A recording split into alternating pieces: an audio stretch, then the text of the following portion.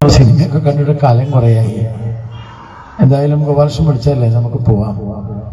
Cinema തിയേറ്ററിൽ, തൃശ്ശൂരിൽ Bindu cinema തിയേറ്ററിൽ സിനിമ കാണാൻ പോയപ്പോൾ വെറുതെ ഞാൻ ചോദിച്ചു, മാഷേ എന്താണ് നിങ്ങൾ വിവാഹം കഴിക്കാത്തത്? കുറച്ചു നേരം എൻ്റെ മുഖത്ത് നോക്കി, അതിനുശേഷം ഒന്ന് ആലോചിച്ചിട്ട് പറഞ്ഞു, നിരപരാധിയായ ഒരു പെൺകുട്ടിയെ ഞാൻ എന്തിന് വിധവയാക്കണം? ആ വാക്ക് കേട്ടപ്പോൾ എനിക്ക് കുറച്ചുകൂടി വിഷമമായി. ഞാൻ ചോദിച്ചു, എന്താ മാഷ് അങ്ങനെ പറഞ്ഞേ? ഇപ്പൊ മാഷ് പറഞ്ഞു, ഏത് സമയവും ഞാൻ കൊല്ലപ്പെടാം. കാരണം എൻ്റെ പിന്നാലെ എപ്പോഴും ആയുധധാരികളായ ചില ആളുകൾ വരുന്നു എന്നുള്ളത് ഞാൻ മനസ്സിലാക്കുന്നുണ്ട്. അതുകൊണ്ട് ഏത് സമയത്ത് വേണമെങ്കിലും കൊല്ലപ്പെടാം. വെറുതെ എന്തിനാണ് ഒരു പെൺകുട്ടിയുടെ ജീവൻ കളയുന്നത്? ഈ കാര്യം ഞാൻ അറിഞ്ഞപ്പോ ഞങ്ങളുടെ സംഘടനാ സെക്രട്ടറി ഉണ്ട്. ആ സംഘടനാ സെക്രട്ടറി ശ്രീ പി മുകുന്ദൻ, അദ്ദേഹം കണ്ണൂരുകാരാണ്. അദ്ദേഹം ഇന്നില്ല, മരിച്ചുപോയി. ശ്രീ പി മുകുന്ദന്റെ അടുത്ത് ഞാൻ പോയി പറഞ്ഞു, ശ്രീ KT ജയകൃഷ്ണൻ മാസ്റ്ററുടെ പ്രശ്നത്തിൽ മുകുന്ദേട്ടൻ ഇടപെടണം, അദ്ദേഹത്തിന് കാര്യമായിട്ടുള്ള ഭീഷണിയുണ്ട്. അമാന്തിച്ചില്ല. ആ കാര്യം നേരത്തെ അറിയാമായിരുന്ന മുകുന്ദേട്ടൻ KT ജയകൃഷ്ണൻ മാസ്റ്ററെ വിളിച്ചു.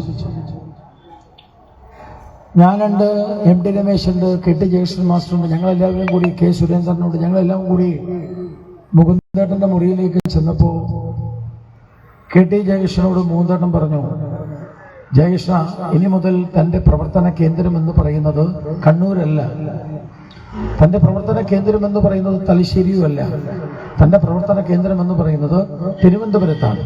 അതുകൊണ്ട് താൻ തിരുവനന്തപുരത്ത് നാളെ തന്നെ തിരുവനന്തപുരത്തിന്റെ ചാർജ് എടുക്കണം, യുവമോർച്ചയുടെ. അപ്പൊ മുകുന്ദേട്ടനോട്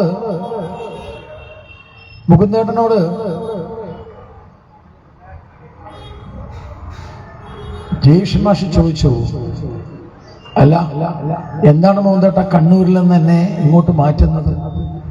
എനിക്ക് കണ്ണൂരാണ് ഇഷ്ടം, പ്രിയം എന്നറിയില്ലേ മുകുന്ദേട്ടന്?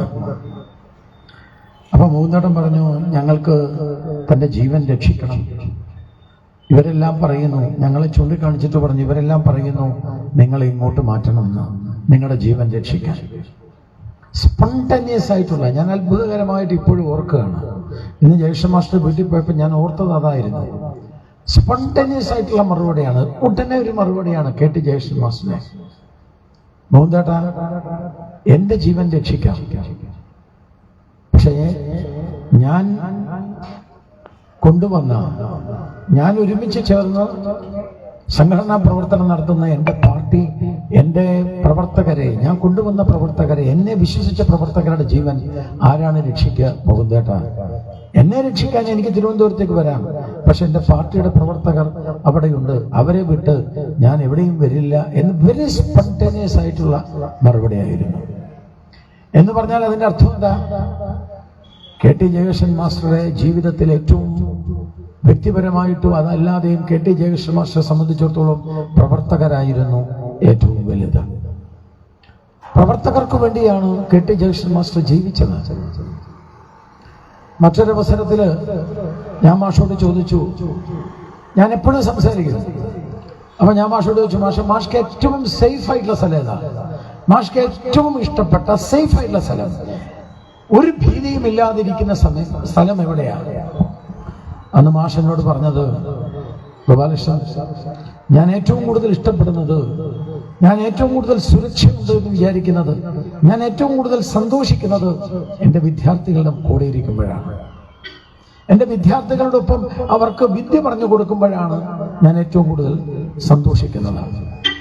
പ്രിയപ്പെട്ടവരെ, എനിക്കും നിങ്ങൾക്കും അറിയാം, KT ജയകൃഷ്ണൻ മാസ്റ്റർ ഏറ്റവും കൂടുതൽ രക്ഷയും, അല്ലെങ്കിൽ KT ജയകൃഷ്ണൻ മാസ്റ്റർ ഏറ്റവും കൂടുതൽ സംതൃപ്തിയും സന്തോഷവും ഉണ്ട് എന്ന് അദ്ദേഹം സ്വമനസ്സാൽ ചിന്തിച്ച, ഒരുപക്ഷെ ലോകത്ത് ഒരു കശ്മലനും ചെയ്യാത്ത കുറ്റം ക്രൂരത ഈ കമ്മ്യൂണിസ്റ്റ് കൊലയാളികൾ, ഈ മാർക്സിസ്റ്റ് കൊലയാളികൾ ചെയ്യില്ല എന്ന് എല്ലാവരും ചിന്തിക്കുന്ന, മാഷ് പോലും ചിന്തിച്ച ആ കുട്ടികളുടെ മുമ്പിൽ വെച്ചാണ്, അവർക്ക് വിദ്യ പറഞ്ഞു കൊടുക്കുന്ന ഒരു ഗുരുവായി ആ ക്ലാസ് മുറിയിൽ സ്ക്രീനിൽ വെച്ചാണ് ഈ കശ്മീരന്മാർ ആ മനുഷ്യനെ വെട്ടിക്കൊന്നത്.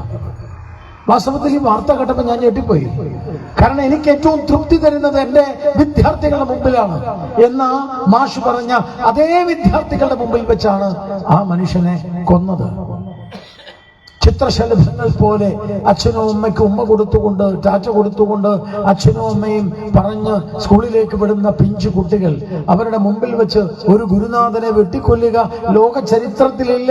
സ്റ്റാലിൻ ചെയ്തിട്ടില്ല, ഹിറ്റ്ലർ ചെയ്തിട്ടില്ല, ലോകത്തെവിടെയും ചെയ്യാത്ത കുട്ടും ക്രൂരതയാണോ ഈ രാജ്യദ്രോഹികളായ കമ്മ്യൂണിസ്റ്റ് മാർക്സിസ്റ്റുകാർ ചെയ്തത്. ഒരിക്കലും സഹിക്കാനാവാത്ത ഒരു കൊടും പാതകമാണത് ചെയ്തത്. അതുകൊണ്ടാണ് BBC റിപ്പോർട്ട് ചെയ്തത്. കേരളത്തിലെ ഒരേ ഒരു കൊലപാതകമാണ് BBC റിപ്പോർട്ട് ചെയ്തത്. അത് വാസ്തവത്തിൽ KT ജയകൃഷ്ണൻ മാസ്റ്ററുടെ കൊലപാതകമാണ്. ഞാനൊരു കാര്യം ഇവിടുത്തെ മാർക്സിസ്റ്റ് പാർട്ടിയുടെ നേതാക്കന്മാരോട് ചോദിക്കുകയാണ്.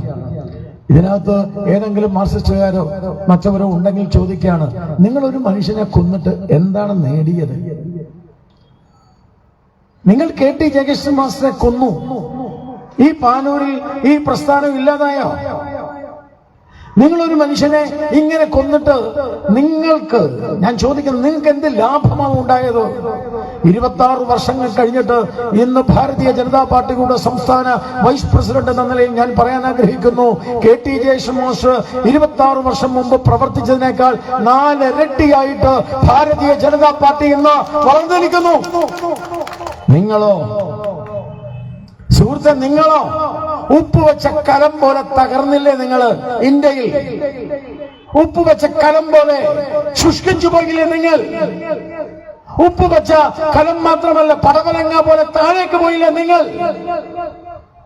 അതേസമയം ഭാരതീയ ജനതാ പാർട്ടി 26 വർഷങ്ങൾക്ക് മുമ്പ് അധികാരത്തിലില്ല. പക്ഷേ ഇന്ന് 26 വർഷം കഴിയുമ്പോ പ്രിയപ്പെട്ട ജയകൃഷ്ണ, മാനത്തിരുന്നിട്ടാവാം, ഈശ്വര സന്നിധിയിൽ ഇരുന്നിട്ടാവാം, നീ കാണുന്നുണ്ട്, നീ തെളിച്ച മാർഗം, നീ ഉയർത്തിയ ആ ദീപശിഖ, അത് നരേന്ദ്രമോദി ഇന്ത്യൻ പാർലമെന്റിലും ഉയർത്തിക്കൊണ്ടിരിക്കുകയാണ് എന്ന യാഥാർത്ഥ്യം KT ജയകൃഷ്ണൻ മാസ്റ്റർ നീ മനസ്സിലാക്കുക. എവിടെ പോയി ഈ പാർട്ടി? ഇടതുപക്ഷം. ഇടതുപക്ഷത്തിന് ഇന്ന് ഒരു കനൽത്തിരി പോലും ഉണ്ടോ? ഇന്ത്യയുടെ പ്രതിപക്ഷ നേതാവായിട്ട് AK ഗോപാലൻ ഉണ്ടായിരുന്നു, AKG ഉണ്ടായിരുന്നു. ജവഹർലാൽ നെഹ്റുവിന് ശേഷം ആരാണ് after Nehru who? After Nehru who എന്ന് ചോദിക്കുമ്പോ ആഫ്റ്റർ നെഹ്റു AKG എന്ന് പറഞ്ഞ ഒരു കാലമുണ്ട്, ആഫ്റ്റർ നെഹ്റു EMS എന്ന് പറഞ്ഞ ഒരു കാലമുണ്ട്. പക്ഷേ ആ ആഫ്റ്റർ നെഹ്റു AKGയും EMSഉം ഒക്കെ പടുത്തുയർത്തിയ ഒരു പ്രസ്ഥാനത്തിന്റെ സ്ഥിതി എന്താ? പ്രിയപ്പെട്ടവരെ, ED എൻഫോഴ്സ്മെന്റ് ഡയറക്ടറേറ്റ് കേരളത്തിലെ CPMന്റെ നേതാവായ പിണറായി വിജയന് നോട്ടീസ് അയച്ചിരിക്കുകയാ. എന്തിനാ? പൈസ ദുരുപയോഗം ചെയ്തതിന്, പണം അടിച്ചു മാറ്റിയതിന്.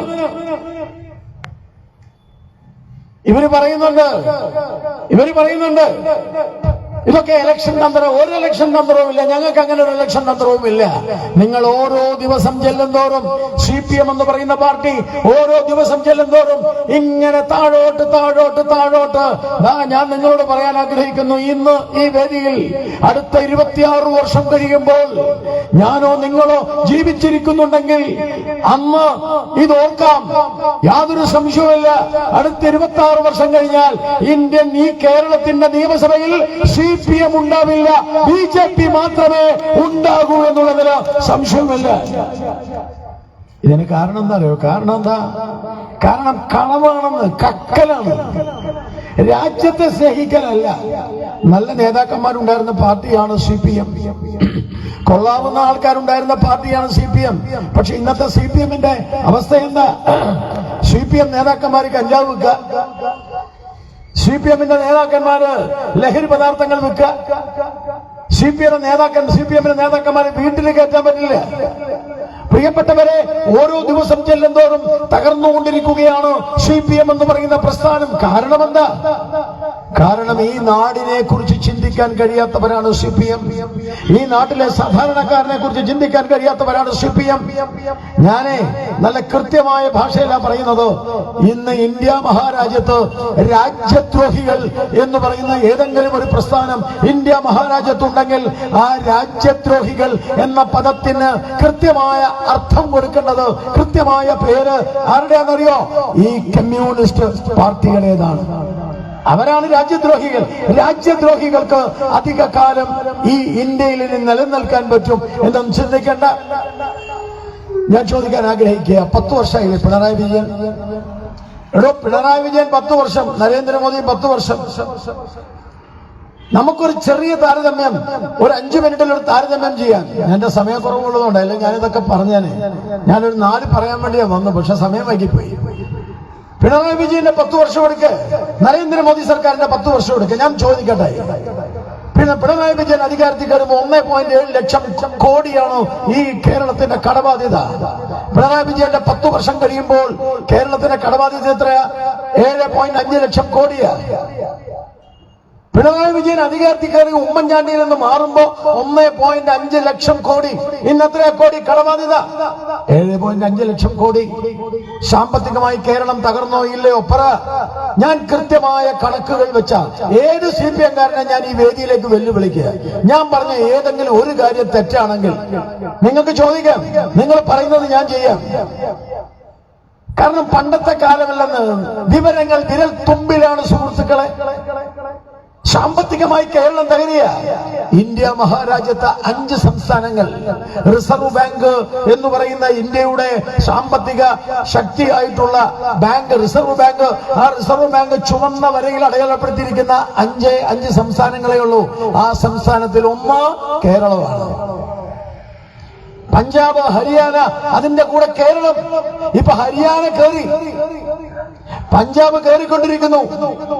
തകർന്നുകൊണ്ടിരിക്കുന്ന ഒരു സംസ്ഥാനം, സാമ്പത്തികമായി തകർന്നുകൊണ്ടിരിക്കുന്ന ഒരു സംസ്ഥാനം, അതാണ് കേരളം. പക്ഷെ ഭാരതീയ ജനതാ പാർട്ടി ഇന്ത്യയിൽ അധികാരത്തിൽ വന്നു. നരേന്ദ്രമോദി 2014. 10 വർഷം കഴിഞ്ഞു. ഇന്ത്യയുടെ സ്ഥിതി എന്ന് 2014 നരേന്ദ്രമോദി സർക്കാർ അധികാരത്തിൽ വരുമ്പോൾ, പ്രിയപ്പെട്ടവരെ, ഇവിടുത്തെ പണപ്പെരുപ്പം 11.8%. ഇന്ന് ഇന്ത്യ മഹാരാജ്യത്തിന്റെ പണപ്പെരുപ്പം 4.8%.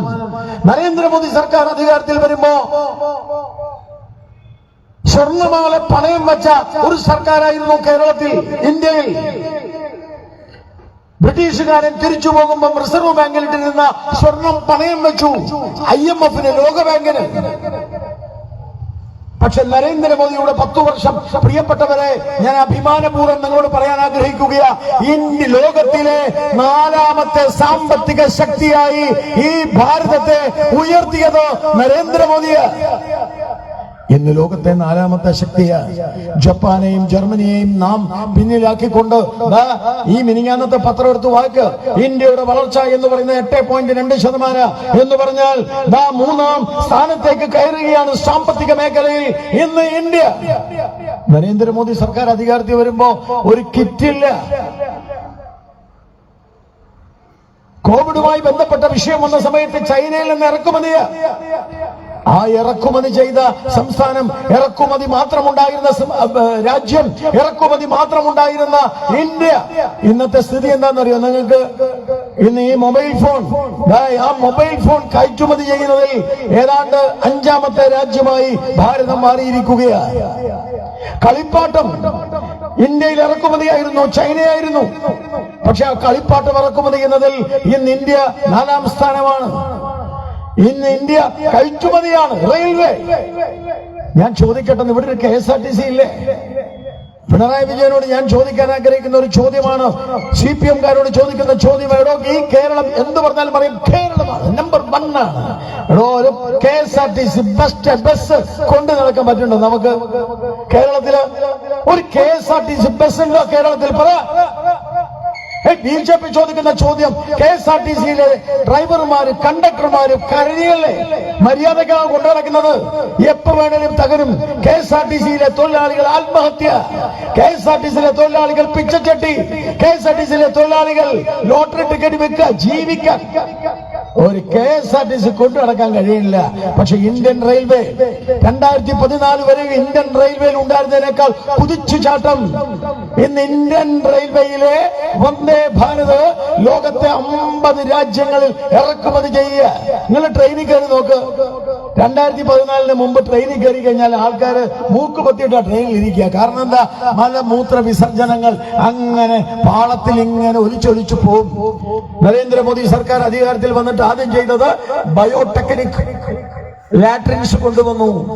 പാളത്തിനുള്ളിൽ മലം പോകില്ല, മൂത്രം പോകില്ല. അത് മുഴുവൻ ക്ലീൻ ചെയ്യാൻ തീരുമാനിച്ചു. നിങ്ങൾ ഇന്നൊരു ട്രെയിനിൽ കയറിയാൽ 10 മിനിറ്റിനുള്ളിൽ train clean. Thalassery railway station അടക്കം ഇന്ത്യയിലെ ഏതാണ്ട് എല്ലാ റെയിൽവേ സ്റ്റേഷനും നവീകരിച്ചുകൊണ്ടിരിക്കുകയാണ്.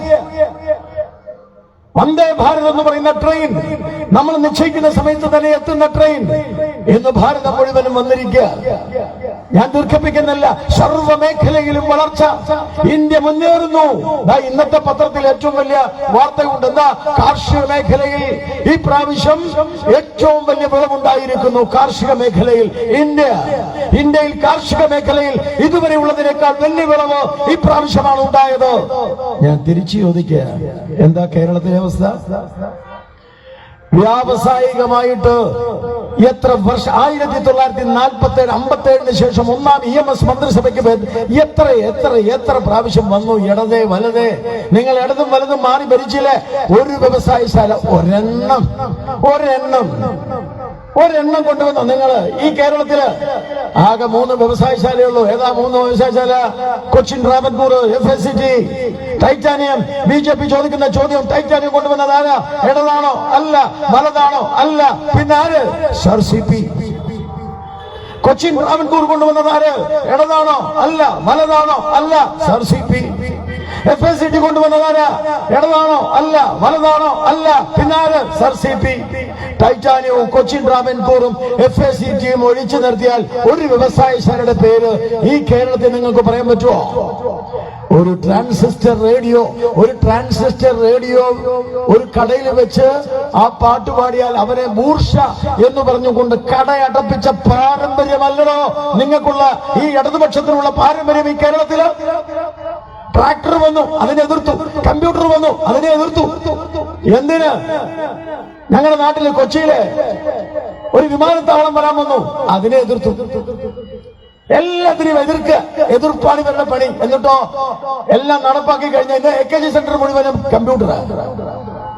ഓരോ കമ്മ്യൂണിസ്റ്റുകാരുടെ വീട്ടില് ട്രാക്ടറാ. അപ്പൊ ഇവരെ ആരെയാണ് എതിർക്കുന്നത്? എന്തിനാ എതിർക്കുന്നത്? വ്യാവസായിക ശാഖലകൾ ഈ കേരളത്തിൽ ഇല്ല.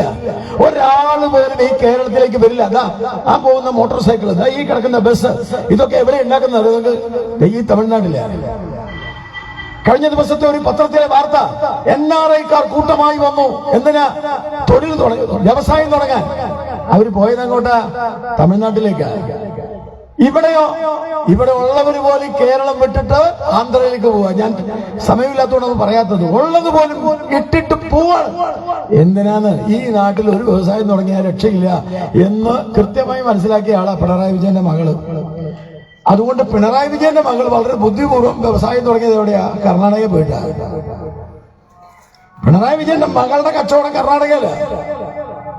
ഞാൻ ചോദിക്കുന്ന ചോദ്യം, ഞങ്ങൾ വീട് കയറാനായിട്ട് ഓരോ വീട്ടിലും പോയി. ഞാൻ ഈ തലശ്ശേരിയിലെ കുറെ വീട്ടിൽ പോയി. കഴിഞ്ഞ ദിവസം ഞാൻ തൃശ്ശൂരിലെ വീട്ടിൽ പോയി. ആ വീടുകളിൽ ചെല്ലുമ്പോൾ വാസ്തവത്തിൽ ഞെട്ടിപ്പിക്കുന്ന സംഭവമാണ്. എല്ലാ വീട്ടിലും വൃദ്ധരായ അച്ഛനും ഉണ്ട്, അമ്മയുണ്ട്. ഞാൻ ചോദിക്കുന്നത്, നിങ്ങളുടെ മക്കളൊക്കെ എവിടെ? അവരൊക്കെ കാനഡയിലാണ്, ആസ്ട്രേലിയയിലാണ്, ബാംഗ്ലൂരിലാണ്, മൈസൂരിലാണ്, ബോംബെയിലാണ്, ചില ആൾക്കാർ മദ്രാസിലാണ്. അപ്പൊ ഞാൻ ഒരു വീട്ടിൽ ചോദിച്ചു, എന്താ നിങ്ങളുടെ മക്കളൊക്കെ ഇങ്ങനെ? നമുക്ക് ഈ കേരളത്തിൽ മക്കൾ വേണ്ടേ? ഒരു വിദ്യാഭ്യാസമുള്ള ഒരു മനുഷ്യൻ എഴുന്നേറ്റെന്ന് എന്റെ ഗോപാലകൃഷ്ണ, ആരെങ്കിലും ഈ കേരളത്തിൽ നിൽക്കുവോ? വിവരമുള്ള വിദ്യാർത്ഥികൾ നിൽക്കുവോ? എങ്ങോട്ടാണ് ഈ കേരളം പോകുന്നത്? ഭരിക്കുന്നതാരാ? ഇടതുപക്ഷം. ഭരിക്കുന്നതാരാ? വലതുപക്ഷം. എങ്ങോട്ടാണ് ഈ കേരളം പോകുന്നത്? എന്തെങ്കിലും ഒന്നുണ്ടോ ഈ നാട്ടില്? പച്ചക്കറിയുടെ 18% ഈ കേരളത്തിൽ, ബാക്കി 72% ഉണ്ടാക്കുന്നതാര്? 82% ഉണ്ടാക്കുന്നതാര്? 82% ഉണ്ടാക്കുന്നത് തമിഴ്നാട്. വിഷമാണ്, പക്ഷെ തിന്നുന്നത് നമ്മള്. വ്യാവസായികമായി, സാമൂഹ്യമായി, വിദ്യാഭ്യാസപരമായി, കാർഷികമായി തകർന്ന ഒരു കേരളം ഒന്നുമില്ല ഈ കേരളത്തിൽ. ആകെയുള്ളത് കക്കല. എല്ലാ സ്ഥലത്തും കക്ക്, കട്ട് കട്ട് കട്ട് കട്ട്, അമ്പലത്തിൽ നിന്ന് വരെ കക്ക്. ബിജെപിയുടെ ആളുകൾ വളരുന്നു. RSSകാരൊക്കെ ഇങ്ങനെ വളർന്നു വരുന്നത് എവിടുന്ന? RSSകാരൊക്കെ വളരുന്നു, BJP ഒക്കെ വളരുന്നത് ആ അമ്പലത്തിൽ അവർ പോയിട്ട് അതുകൊണ്ട് അവിടെ പോണം. ആരൊക്കെയോ പറഞ്ഞു കൊടുത്തതാ. RSSകാരും BJPക്കാരും ഒക്കെ അമ്പലത്തിൽ നിന്ന് ഇപ്പോഴത്തെ മലബാർ ദേവസ്വം ബോർഡ് പ്രസിഡന്റ് പണ്ട് നമ്മുടെ കൂടെ ആയിരുന്നല്ലോ, ആ ചങ്ങായി പറഞ്ഞു കൊടുത്തിട്ടാവും. എന്നിട്ട് കൂട്ടത്തോടെ ഇങ്ങോട്ട് വന്നിട്ടുള്ള സ്ഥിതി എന്താ? കക്ക്. ഞാൻ ചോദിക്കട്ടെന്ന് ഞാൻ നെഞ്ചത്ത് കൈവച്ച് നിങ്ങളോട് പറയാം, ഒരൊറ്റ BJPക്കാരനും ഏതെങ്കിലും അമ്പലത്തിന്റെ കട്ടള ഇളക്കിക്കൊണ്ടുപോയി എന്ന് ഈ കേരളത്തിൽ ഒരാൾ പോലും പറയില്ല എന്നുള്ളത് അഭിമാനപൂർവ്വം ഞാൻ ഈ നാട്ടിലെ ജനങ്ങളോട് പറയാ. ഞങ്ങൾ അമ്പലത്തിൽ പോയിട്ടുണ്ട്. അന്തിത്തിരി കത്താത്ത ക്ഷേത്രത്തിൽ അന്തിത്തിരി കത്തിച്ച് ഞങ്ങൾ ആ ക്ഷേത്രത്തെ വളർത്തിയിട്ടുണ്ട്. പക്ഷെ ഞങ്ങൾ അത് കട്ടിട്ടില്ല. ശബരിമല ധർമ്മശാസ്താവിന്റെ മുമ്പിലേക്ക് 41 ദിവസം വ്രതമെടുത്ത് പോകുന്ന ഈ പാവപ്പെട്ട ഹിന്ദുക്കൾ, ഞാൻ ചോദിക്കാൻ ആഗ്രഹിക്കുക, ഹിന്ദുക്കൾ, അയ്യപ്പ വിശ്വാസികൾ, അവര് ഭഗവാനെ, ഞാൻ എന്റെ ജീവിതത്തിൽ ഓർമ്മ വെച്ച കാലം മുതൽ ഇന്ന് വരെ ശബരിമലയിൽ പോയിട്ടുള്ള ആളാണ്. ദ്വാരപാലക ആ ശില്പങ്ങളുടെ ആ സ്വർണം അടിച്ചു മാറ്റി. കുറച്ചുകൂടെ കഴിഞ്ഞപ്പോ കട്ടളയെ അടിച്ചു മാറ്റി. അയ്യപ്പന്റെ മുമ്പില് വലിയ കൊടിമരം, അതിന്റെ മുകളിൽ കുതിര കാണാനില്ല. കുതിര എവിടെ? അത് സ്വയം പോയി എന്നാ പറയണത്. കുതിര സ്വയം ഓടിപ്പോയി. എന്തൊരു കഷ്ടമായത്, എന്ത് കഷ്ടമായത്. ഞാൻ കേട്ടിട്ടുണ്ട്, ബൈബിളിൽ പറഞ്ഞിട്ടുണ്ട്, വെറും വെള്ളം അതിനെ വീഞ്ഞാക്കിയവൻ യേശു. ഇപ്പൊ കേരളത്തിൽ എന്തെന്നറിയോ? സ്വർണം ചെമ്പാക്കിയവൻ വാസു. ഒരേപോലെ രണ്ടുപേരും.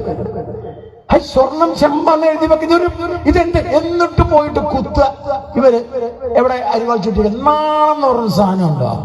അസ്തിത്വം തകർക്കല്ലേ, അസ്തിത്വത്തെ ഇല്ലായ്മ ചെയ്യല്ലേ. ഇതൊക്കെ ഞങ്ങൾ പറയുമ്പോ ഞങ്ങൾ ഒരു വർഗീയതയും ഇല്ല BJPക്ക്. ഞങ്ങൾക്കൊരു വർഗീയതയുമില്ല.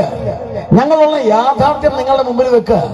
ഈ യാഥാർത്ഥ്യം നിങ്ങൾ മുമ്പിൽ വെക്കുമ്പോ അതിൽ യാഥാർത്ഥ്യമാണെങ്കിൽ അതിനെ അംഗീകരിക്കണം. ഈ കണ്ണൂരിലോ മറ്റോ ഏതൊരു ക്ഷേത്രം, ഞാൻ പേര് ഓർമ്മയില്ല, ആ ക്ഷേത്രത്തിൽ നിന്നും അടിച്ചു മാറ്റി. നമ്മുടെ വയനാട്ടില് നമ്മളെല്ലാം ബലിയിടാൻ പോകുന്ന പ്രധാനപ്പെട്ട ഒരു സ്ഥലമുണ്ട്, തിരുനെല്ലി. ആ തിരുനെല്ലിയിലെ ക്ഷേത്രത്തിൽ നിന്ന് 15 കോടി സഖാവ് പറഞ്ഞു കൊടുക്കറോ 15 കോടി. പാവം ദേവസ്വം കമ്മീഷൻ പറഞ്ഞു, അയ്യോ അങ്ങനെ കൊടുക്കാൻ പറ്റില്ല, എന്റെ കൈയും ഉണ്ടാവില്ല കാലും ഉണ്ടാവില്ല, കൊടുക്കണോ? ദേവസ്വം കമ്മീഷണറെ പേടിച്ച് 15 കോടി കൊടുത്തു. ദേവസ്വത്തിൽ നിന്ന് എടുത്ത് ഇവരുടെ സഹകരണ ബാങ്കില്. അവസാനം ആരോ കേസ് കൊടുത്ത് പിടിച്ച് സഹകരണ ബാങ്ക് പൊളിഞ്ഞുപോയി. അവസാനം പിടിച്ചു വന്നപ്പോ ലോക്കൽ സെക്രട്ടറിയുടെ ധിക്കാരം, കോടതി പറഞ്ഞു കൊടുത്ത് 7 ലക്ഷം 8 ലക്ഷം കാണാനില്ല. ഞാൻ നിങ്ങളോട് ചോദിച്ചു, തിരുനെല്ലി ക്ഷേത്രത്തിലെ 8 ലക്ഷം കാണാനില്ല. ഞാൻ ചോദിക്കട്ടെ, തിരുനെല്ലി ക്ഷേത്രത്തിലേക്ക് പോകുന്ന ആൾക്കാരല്ലേ നിങ്ങൾ കൊണ്ടിട്ടതല്ലേ പണം? നിങ്ങൾ കൊണ്ടിടുന്നതല്ലേ? CPM-കാരും അടക്കമുള്ള ആളുകൾ കൊണ്ടിടുന്നതല്ലേ പണം? ഇത് ഇവർക്ക് അടിച്ചു മാറ്റാനുള്ളതാണോ? ധാർഷ്ട്യമല്ലേത്? ക്ഷേത്രത്തെ തകർക്കുക, ആചാരം തകർക്കുക. പണ്ട് ഞാനൊരു പുസ്തകത്തിൽ വായിച്ചിട്ടുണ്ട്, എന്താണെന്നറിയോ? ക്ഷേത്രം തകർക്കാൻ കള്ളന്മാർ ഉപയോഗിക്കുന്നത് മനുഷ്യന്റെ മലമാണ്. ക്ഷേത്രത്തിൽ കയറി കഴിഞ്ഞാൽ ബിംബത്തിൽ മനുഷ്യന്റെ മലം തേച്ചാൽ പിന്നെ ആ ക്ഷേത്രത്തിന്റെ ചൈതന്യം കെടും. ആ ക്ഷേത്രത്തിൽ എന്ത് വേണേലും എടുത്തോണ്ട് പോവാം. ഇതൊക്കെ മനസ്സിലാക്കിയിട്ടാണോ എന്ന് എനിക്കറിയില്ല. 2018-19 കാലത്ത് 2 സ്ത്രീകളെ കൊണ്ട് കയറിയത്. ക്ഷേത്രത്തിന്റെ ആ ചൈതന്യത്തെ തകർക്കുക, ശബരിമല ക്ഷേത്രത്തെ ഇല്ലായ്മ ചെയ്യുക, ശബരിമല ക്ഷേത്രത്തെ നശിപ്പിക്കുക, ശബരിമല ക്ഷേത്രത്തെ പരിപൂർണമായി നശിപ്പിക്കുക. 2 സ്ത്രീകൾ എന്തായാലും തുണി ഉടുപ്പിച്ചാ കയറ്റിയത്. അതുകൊണ്ട് എനിക്ക് പിണറായി വിജയനോട് അല്പം നന്ദിയുണ്ട്. തുണിയെങ്കിലും ഉടുപ്പിച്ചതാണല്ലോ കയറ്റിയത്. നീ തുണി പോലും ഉടുക്കാതെ സ്ത്രീകളെ കയറ്റുന്നവന്മാരെ ഇവര്. പാതിരാത്രിയിൽ ആരെ തോൽപ്പിക്കാനാണ്? ശബരിമല സന്നിധാനത്തേക്ക് 2 സ്ത്രീകളെ കയറ്റിയത് ആരെ തോൽപ്പിക്കാനാ? അരിവാൾ ചുറ്റിക നക്ഷത്രത്തിൽ വോട്ട് ചെയ്യുന്ന പാവപ്പെട്ട ഹിന്ദുക്കളെ തോൽപ്പിക്കാനാ. ഇനിയെങ്കിലും ഇത് മനസ്സിലാക്കണം. വേറൊരു തന്നെയാണ് തലശ്ശേരിക്കാരൻ, സ്പീക്കർ. അയാൾ പറയുന്നത് ഗണപതി മിത്ത. ഗണപതി മിത്ത. ഞാൻ ചോദിക്കട്ടെ, ഇവിടെ യേശു ക്രിസ്തു ഉണ്ട്, യേശു ക്രിസ്തു മിത്ത എന്ന് പറഞ്ഞിട്ടുണ്ടോ? അള്ളാഹു ഉണ്ട്, അള്ളാഹു മിത്ത എന്ന് പറഞ്ഞിട്ടുണ്ടോ? ഇതെന്തിനാ ഗണപതിയുടെ മെക്കിട്ട് കയറുന്നത്? ചോദിക്കാനും പറയാൻ ആരില്ല, വെറുതെ അങ്ങോട്ട് പറയാ ഗണപതി മിത്ത. പാലക്കാട് സമ്മേളനത്തിൽ ഗണപതി ഹോമം നടത്താൻ പാടില്ല. കാരണം എന്താ? CPM-കാരുടെ ജാഥയിൽ മുഴുവൻ കറുത്ത മുണ്ടെടുത്തവർ കൂടുന്നു എന്ന് മനസ്സിലാക്കിയപ്പോ അതിനെ തകർക്കണം. അപ്പൊ ഗണപതി ഹോമം നടത്താൻ പാടില്ല. എന്റെ വീടിനടുത്തൊരു വാസുദേവനുണ്ട്. ഞാനത് ഒരിക്കൽ പറഞ്ഞതാണെന്ന് തോന്നുന്നു. ആ വാസുദേവൻ ഞാൻ ഇപ്പോഴും ഓർക്കുക. ആ വാസുദേവൻ അയാൾ ബ്രാഞ്ച് സെക്രട്ടറി, അയാളുടെ വീടിന്റെ എന്താ പറയാ പാതികാച്ചല, CPM-ന്റെ വലിയ നേതാവ്, എന്റെ അടുത്ത സുഹൃത്താ. ഇപ്പൊ രാത്രി പാതിരി എപ്പോഴും ഉറങ്ങാൻ കിടക്കുമ്പോൾ കുറച്ചു നേരം പുസ്തകം വായിക്കുന്ന സ്വഭാവം ഉള്ളതുകൊണ്ട് ഞാനിങ്ങനെ രാത്രി 1 മണിക്ക് പുസ്തകം വായിച്ചുകൊണ്ടിരിക്കുമ്പോൾ എന്റെ ഭാര്യ ഓടി വന്ന് പറഞ്ഞു, അയ്യോ വാസുദേവന്റെ വീട്ടില് തീയ്, നാളെ പാല് കാച്ചുന്നു. കൊടിയേരി ബാലകൃഷ്ണൻ അന്ന് ജീവിച്ചിരിപ്പുണ്ട്. കൊടിയേരി ബാലകൃഷ്ണൻ വന്നിട്ടാണ് ആ കാര്യങ്ങളൊക്കെ ചെയ്യേണ്ടത്. ബാലകൃഷ്ണന്റെ വീട്ടിലെത്തി. അയ്യോ ഇതെങ്ങനെ തീ വന്നു? ഞാൻ ഓടിപ്പോയി നോക്കിയപ്പോ അതിനുള്ളിൽ പുക, തീ. അയ്യോ ഇതിലെന്തോ ഷോർട്ട് സർക്യൂട്ട് ആണെന്ന് തോന്നുന്നുണ്ട്. സംശയമില്ല, ഷോർട്ട് സർക്യൂട്ട് ആണ്. വാസുദേവനെ വിളിക്കേ. വാസുദേവൻ 1.5 കിലോമീറ്റർ അപ്പുറത്താ. നാളെ രാവിലെ വരികയുള്ളൂ. വാസുദേവനെ ഞാൻ വിളിച്ചു. ഞങ്ങൾ അടുത്ത സുഹൃത്തുക്കളാ. വാസുദേവ വേഗം വാന്ന് പറഞ്ഞ് വിളിക്കുമ്പോ ഫോൺ ബെല്ലടിക്കേണ്ട, എടുക്കുന്നില്ല. ഇനി വാസുദേവനെ കാത്തു നിൽക്കണ്ട. ആ തീ കെടുത്താൻ വേണ്ടി ഞാനും ഭാര്യയും സെർവന്റും ഞങ്ങളെല്ലാം കൂടി, അപ്പുറത്തെ 2 പേരും കൂടി ഒന്ന് മോട്ടറൊക്കെ അടിച്ച് വെള്ളമൊക്കെ ഒഴിച്ച് വെള്ളം കയറുന്നില്ല. അപ്പൊ ഒരാൾ പറഞ്ഞു, വാതിലൊന്ന് തള്ളി തുറക്ക്. ഞങ്ങൾ വാതിൽ അങ്ങോട്ട് തള്ളിയപ്പോ അവിടെ നിങ്ങൾ അതിനേക്കാൾ ശക്തമായി തള്ളുന്നു. ഞങ്ങൾ വീണ്ടും തള്ളി, അപ്പൊ വീണ്ടും തള്ളുന്നു. അവസാനം ഞങ്ങൾ തള്ളിയത് തുറന്നപ്പോ ഇരുട്ടത്തിരുന്ന് ഗണപതി ഹോമം നടത്തുക ഈ വാസുദേവൻ രാത്രിയിൽ. എന്തൊരു കഷ്ടമാണ്. എന്തിനാണെന്ന് ഇങ്ങനെ ചെയ്യുന്നേ? ഞങ്ങളെല്ലാ ആചാരങ്ങൾക്കും എല്ലാവർക്കും അനുകൂലമാണെന്ന് പറയുക, എന്നിട്ട് ഹിന്ദു സമൂഹത്തെ തകർക്കുക, ഹിന്ദു വിശ്വാസത്തെ തകർക്കുക, ഹിന്ദു സമൂഹത്തെ തകർക്കുക. കക്ക് പരസ്യമായി പറഞ്ഞ കക്ക തിരുനെല്ലി കട്ടു. നിങ്ങളുടെ ഇവിടെ ഈ കണ്ണൂരിൽ വേറൊന്നും കെട്ടു. എന്റെ നാട്ടില് ശക്തൻ തമ്പുരാൻ കൊണ്ടുവന്ന പതിച്ച രക്തം കൊടുത്ത വടക്കുനാഥ ക്ഷേത്രത്തിന്റെ തൊപ്പി ഉണ്ടല്ലോ, കാണാനില്ല, കട്ടു. ചോറ്റാനിക്കരമ്മയുടെ ഭഗവതിയുടെ പതക്കം അത് കട്ടു. കൊടുങ്ങല്ലൂരമ്മയുടെ പതക്ക അതും കെട്ടു. കേരളത്തിലെ മുഴുവൻ ക്ഷേത്രങ്ങളിലും കൊള്ള. കാരണം എന്താ? ഇടതുപക്ഷം കക്കാൻ വേണ്ടി കയറുക, ഇടതും വലതും. പ്രിയപ്പെട്ടവരെ, ഇടതും വലതിന്റെയും ഈ കക്കൽ, ഈ ഇടതും വലതിന്റെയും ഈ അഴിമതി ഉണ്ടല്ലോ, അഴിമതി, ആ അഴിമതിയാണ് ഈ നാട്ടിലെ ഭരണം. ഈ അഴിമതിക്കാർക്ക് വീണ്ടും നിങ്ങൾ ഒരവസരം കൊടുക്കണോ വേണ്ടയോ? നിങ്ങൾ ചിന്തിക്ക്. ഭാരതീയ ജനതാ പാർട്ടി പറയുന്നു അഴിമതി വിരുദ്ധമാണ് ഞങ്ങളുടെ സങ്കല്പം. ഞങ്ങൾ ഇപ്രാവശ്യം മുദ്രാവാക്യം വെച്ചിരിക്കുന്നത് വികസനം, വിശ്വാസം. വിശ്വാസം സംരക്ഷിക്കണം. ശബരിമല കൊള്ള ചെയ്തവനെ തുറുങ്കിലടയ്ക്കണം. ഞാൻ വളരെ അഭിമാനപൂർവ്വം പറയാ, ഞങ്ങളുടെ ഒപ്പ് ശേഖരണം 1 കോടി ആരംഭിച്ചു കഴിഞ്ഞു. ഇന്ന് ED പിണറായി വിജയനാണ് നോട്ടീസ് കൊടുത്തിട്ടുള്ളതെങ്കിൽ ശബരിമലയുടെ വിഷയത്തിൽ അധികം വൈകാതെ മോദിയുടെ പോലീസ് ഇവിടെ വന്ന് ഇവന്മാരെയൊക്കെ കയ്യാമം വെക്കുമെന്നുള്ളതിൽ ഒരു സംശയമില്ല എന്ന് ഞാൻ പറയാ. സമയമുണ്ട്. അതുകൊണ്ട് വികസനം, വിശ്വാസവും. അഴിമതി വേണോ? അഴിമതി രഹിതമായ ഭരണം നടത്താൻ BJPക്ക് കഴിയൂ. ഭാരതീയ ജനതാ പാർട്ടിയുടെ നേതാവാണ് നരേന്ദ്രമോദി. അദ്ദേഹമാണ് ഭരണം നടത്തുന്നത്. പ്രിയപ്പെട്ടവരെ, ഞങ്ങൾ അഭിമാനപൂർവ്വം പറയാണ്, സ്വതന്ത്ര ഭാരതത്തിന്റെ ചരിത്രത്തിൽ ഏതെങ്കിലും ഒരു പ്രധാനമന്ത്രി, സ്വതന്ത്ര ഭാരതത്തിന്റെ ചരിത്രത്തിൽ ഏതെങ്കിലും ഒരു പ്രധാനമന്ത്രി അഴിമതിയുടെ കറപുരളാത്ത, പ്രതിപക്ഷത്തിന് പാർലമെന്റില് സ്വന്തമായി ജയിച്ച് സ്വന്തം ജനത്തിൽ ഭൂരിപക്ഷം നേടി 10 വർഷം ഭരിച്ചിട്ട് പ്രതിപക്ഷത്തിന് അഴിമതിയുടെ ആരോപണം ഉന്നയിക്കാൻ കഴിയാത്ത ഒരേ ഒരു പ്രധാനമന്ത്രി, ആ പ്രധാനമന്ത്രിയുടെ പേരാണ് നരേന്ദ്രമോദി എന്ന കാര്യത്തിൽ സംശയമില്ല. ബാക്കിയെല്ലാ പ്രധാനമന്ത്രിമാരും ഒറ്റയ്ക്ക് ഭൂരിപക്ഷം നേടിയവരൊന്നും, ഇന്ദിരാഗാന്ധി ആയാലും നെഹ്റു ആയാലും എല്ലാം, മൻമോഹൻ സിംഗ് ആയാലും എല്ലാം അഴിമതിയാ. പക്ഷെ BJP അഴിമതി രഹിതമായ ഭരണമാണ്.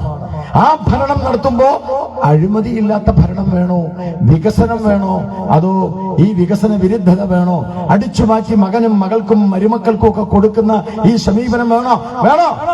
ഒന്നുകൂടി ഞാൻ പറഞ്ഞിട്ട് നിർത്തുകയാണ്. ഭാരതീയ ജനതാ പാർട്ടിക്ക് ഒരു തരത്തിലുമുള്ള വർഗീയത, ഒരു തരത്തിലുമുള്ള മതേതരത്വ വിരുദ്ധ കാഴ്ചപ്പാടും BJPക്ക് ഇല്ല. ഇടതുപക്ഷക്കാരനാണ് ഇന്നിപ്പോ ഇവിടെ സംസാരിക്കുന്നതെങ്കിൽ ഇടതുപക്ഷക്കാരൻ പറയും BJP വർഗീയതയാണ്. മതേതരത്വ വിരുദ്ധ, മതേതരത്വം എന്നുള്ള വാക്കെന്നെ തെറ്റായി. എവിടെ പോയാലും കേൾക്കാം മതേതരത്വം, മതേതരത്വം. പനി വന്നാൽ കഴിക്കുന്ന രാവിലെ ഉച്ചക്കും വൈകുന്നേരം മരുന്ന് കഴിക്കുന്ന പോലെ മതേതരത്തെ 3 നേരം കഴിച്ചുകൊണ്ട് രാജ്യം നന്നാവില്ലടോ. രാജ്യത്തെ സ്നേഹിക്കണം, രാജ്യസ്നേഹം വേണം. മതേതരത്വം കഴിച്ചതുകൊണ്ട് രാജ്യം രക്ഷപ്പെടില്ല. രാജ്യം രക്ഷപ്പെടണമെങ്കിൽ രാജ്യത്തോട് കൂറ് വേണം. ഭാരതീയ ജനതാ പാർട്ടി പറയുകയാണ്, ഞങ്ങൾക്കൊരു മതവുമില്ല. ഞാൻ നിങ്ങളുടെ മുമ്പിൽ വെച്ചാ പറയുന്നത്, BJPക്ക് ഒരു മതവുമില്ല.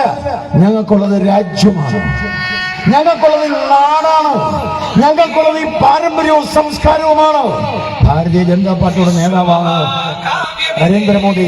നിങ്ങൾ പ്രകടനം നടത്തുമ്പോൾ എപ്പോഴെങ്കിലും നരേന്ദ്രമോദി സിന്ദാബാദ് വിളിച്ചിട്ടുണ്ടോ? വിളിച്ചിട്ടില്ല. ഞങ്ങൾ വിളിക്കില്ല.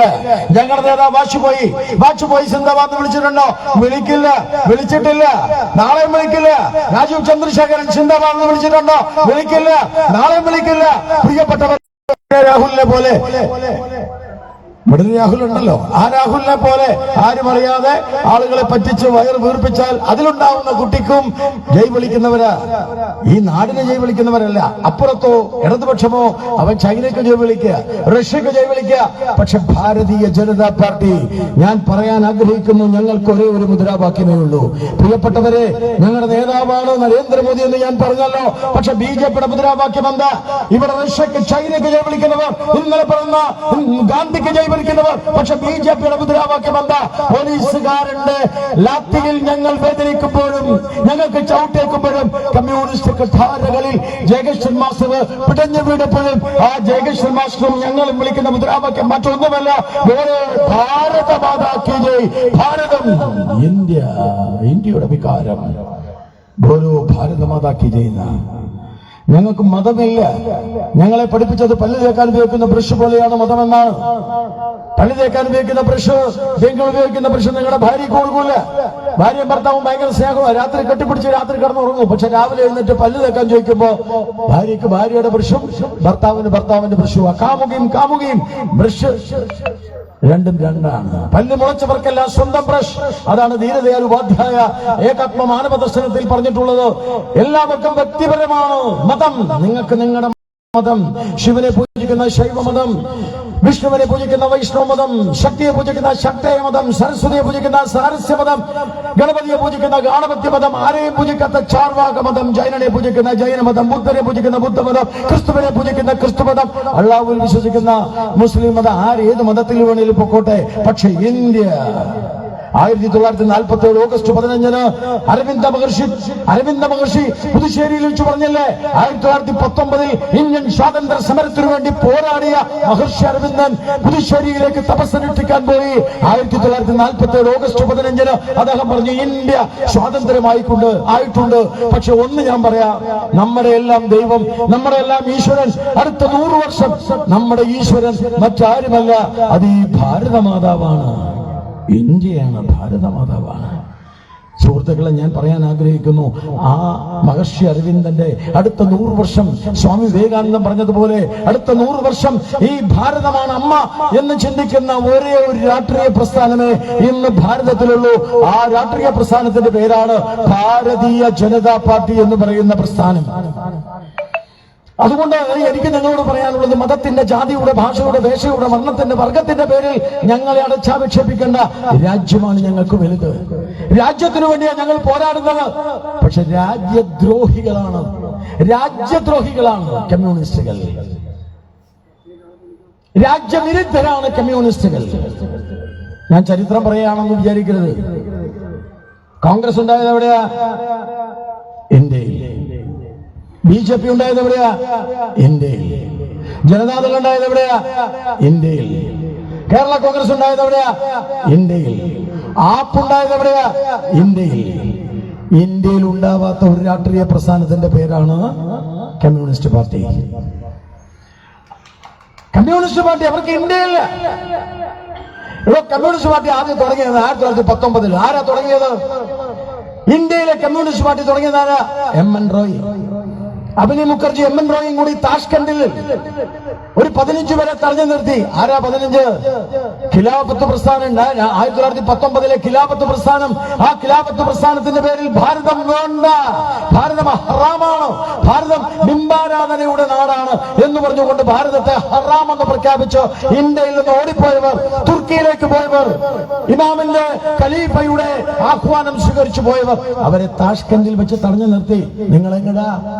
ഞങ്ങൾ ഖലീഫയുടെ അടുത്തേക്ക്. നിങ്ങൾ എവിടുന്ന? ഞങ്ങൾ ഇന്ത്യയിൽ നിന്ന്. എന്തേ നിങ്ങൾ ഇന്ത്യ വിട്ടുപോകുന്നത്? ഞങ്ങൾക്ക് ഇന്ത്യ വേണ്ട. അപ്പൊ എം എൻ റോയ് പറഞ്ഞു, നിങ്ങൾക്ക് ഇന്ത്യ വേണ്ട? വേണ്ട, ഞങ്ങൾക്കും വേണ്ട ഇന്ത്യ. അപ്പൊ ഇന്ത്യ വേണ്ടാത്തവർക്ക് ഒരുമിച്ച് ഒരു രാഷ്ട്രീയ പ്രസ്ഥാനം ഉണ്ടായിക്കൂടെ? അവർ പറഞ്ഞു ഉണ്ടാക്കാം. അങ്ങനെ ഉണ്ടാക്കിയ സാധനത്തിന്റെ പേരാ ഇന്ത്യ വേണ്ട എന്ന് പറഞ്ഞ് താഷ്കണ്ടിൽ വെച്ച് ഉണ്ടാക്കിയ സാധനത്തിന്റെ പേരാണ് കമ്മ്യൂണിസ്റ്റ് പാർട്ടി.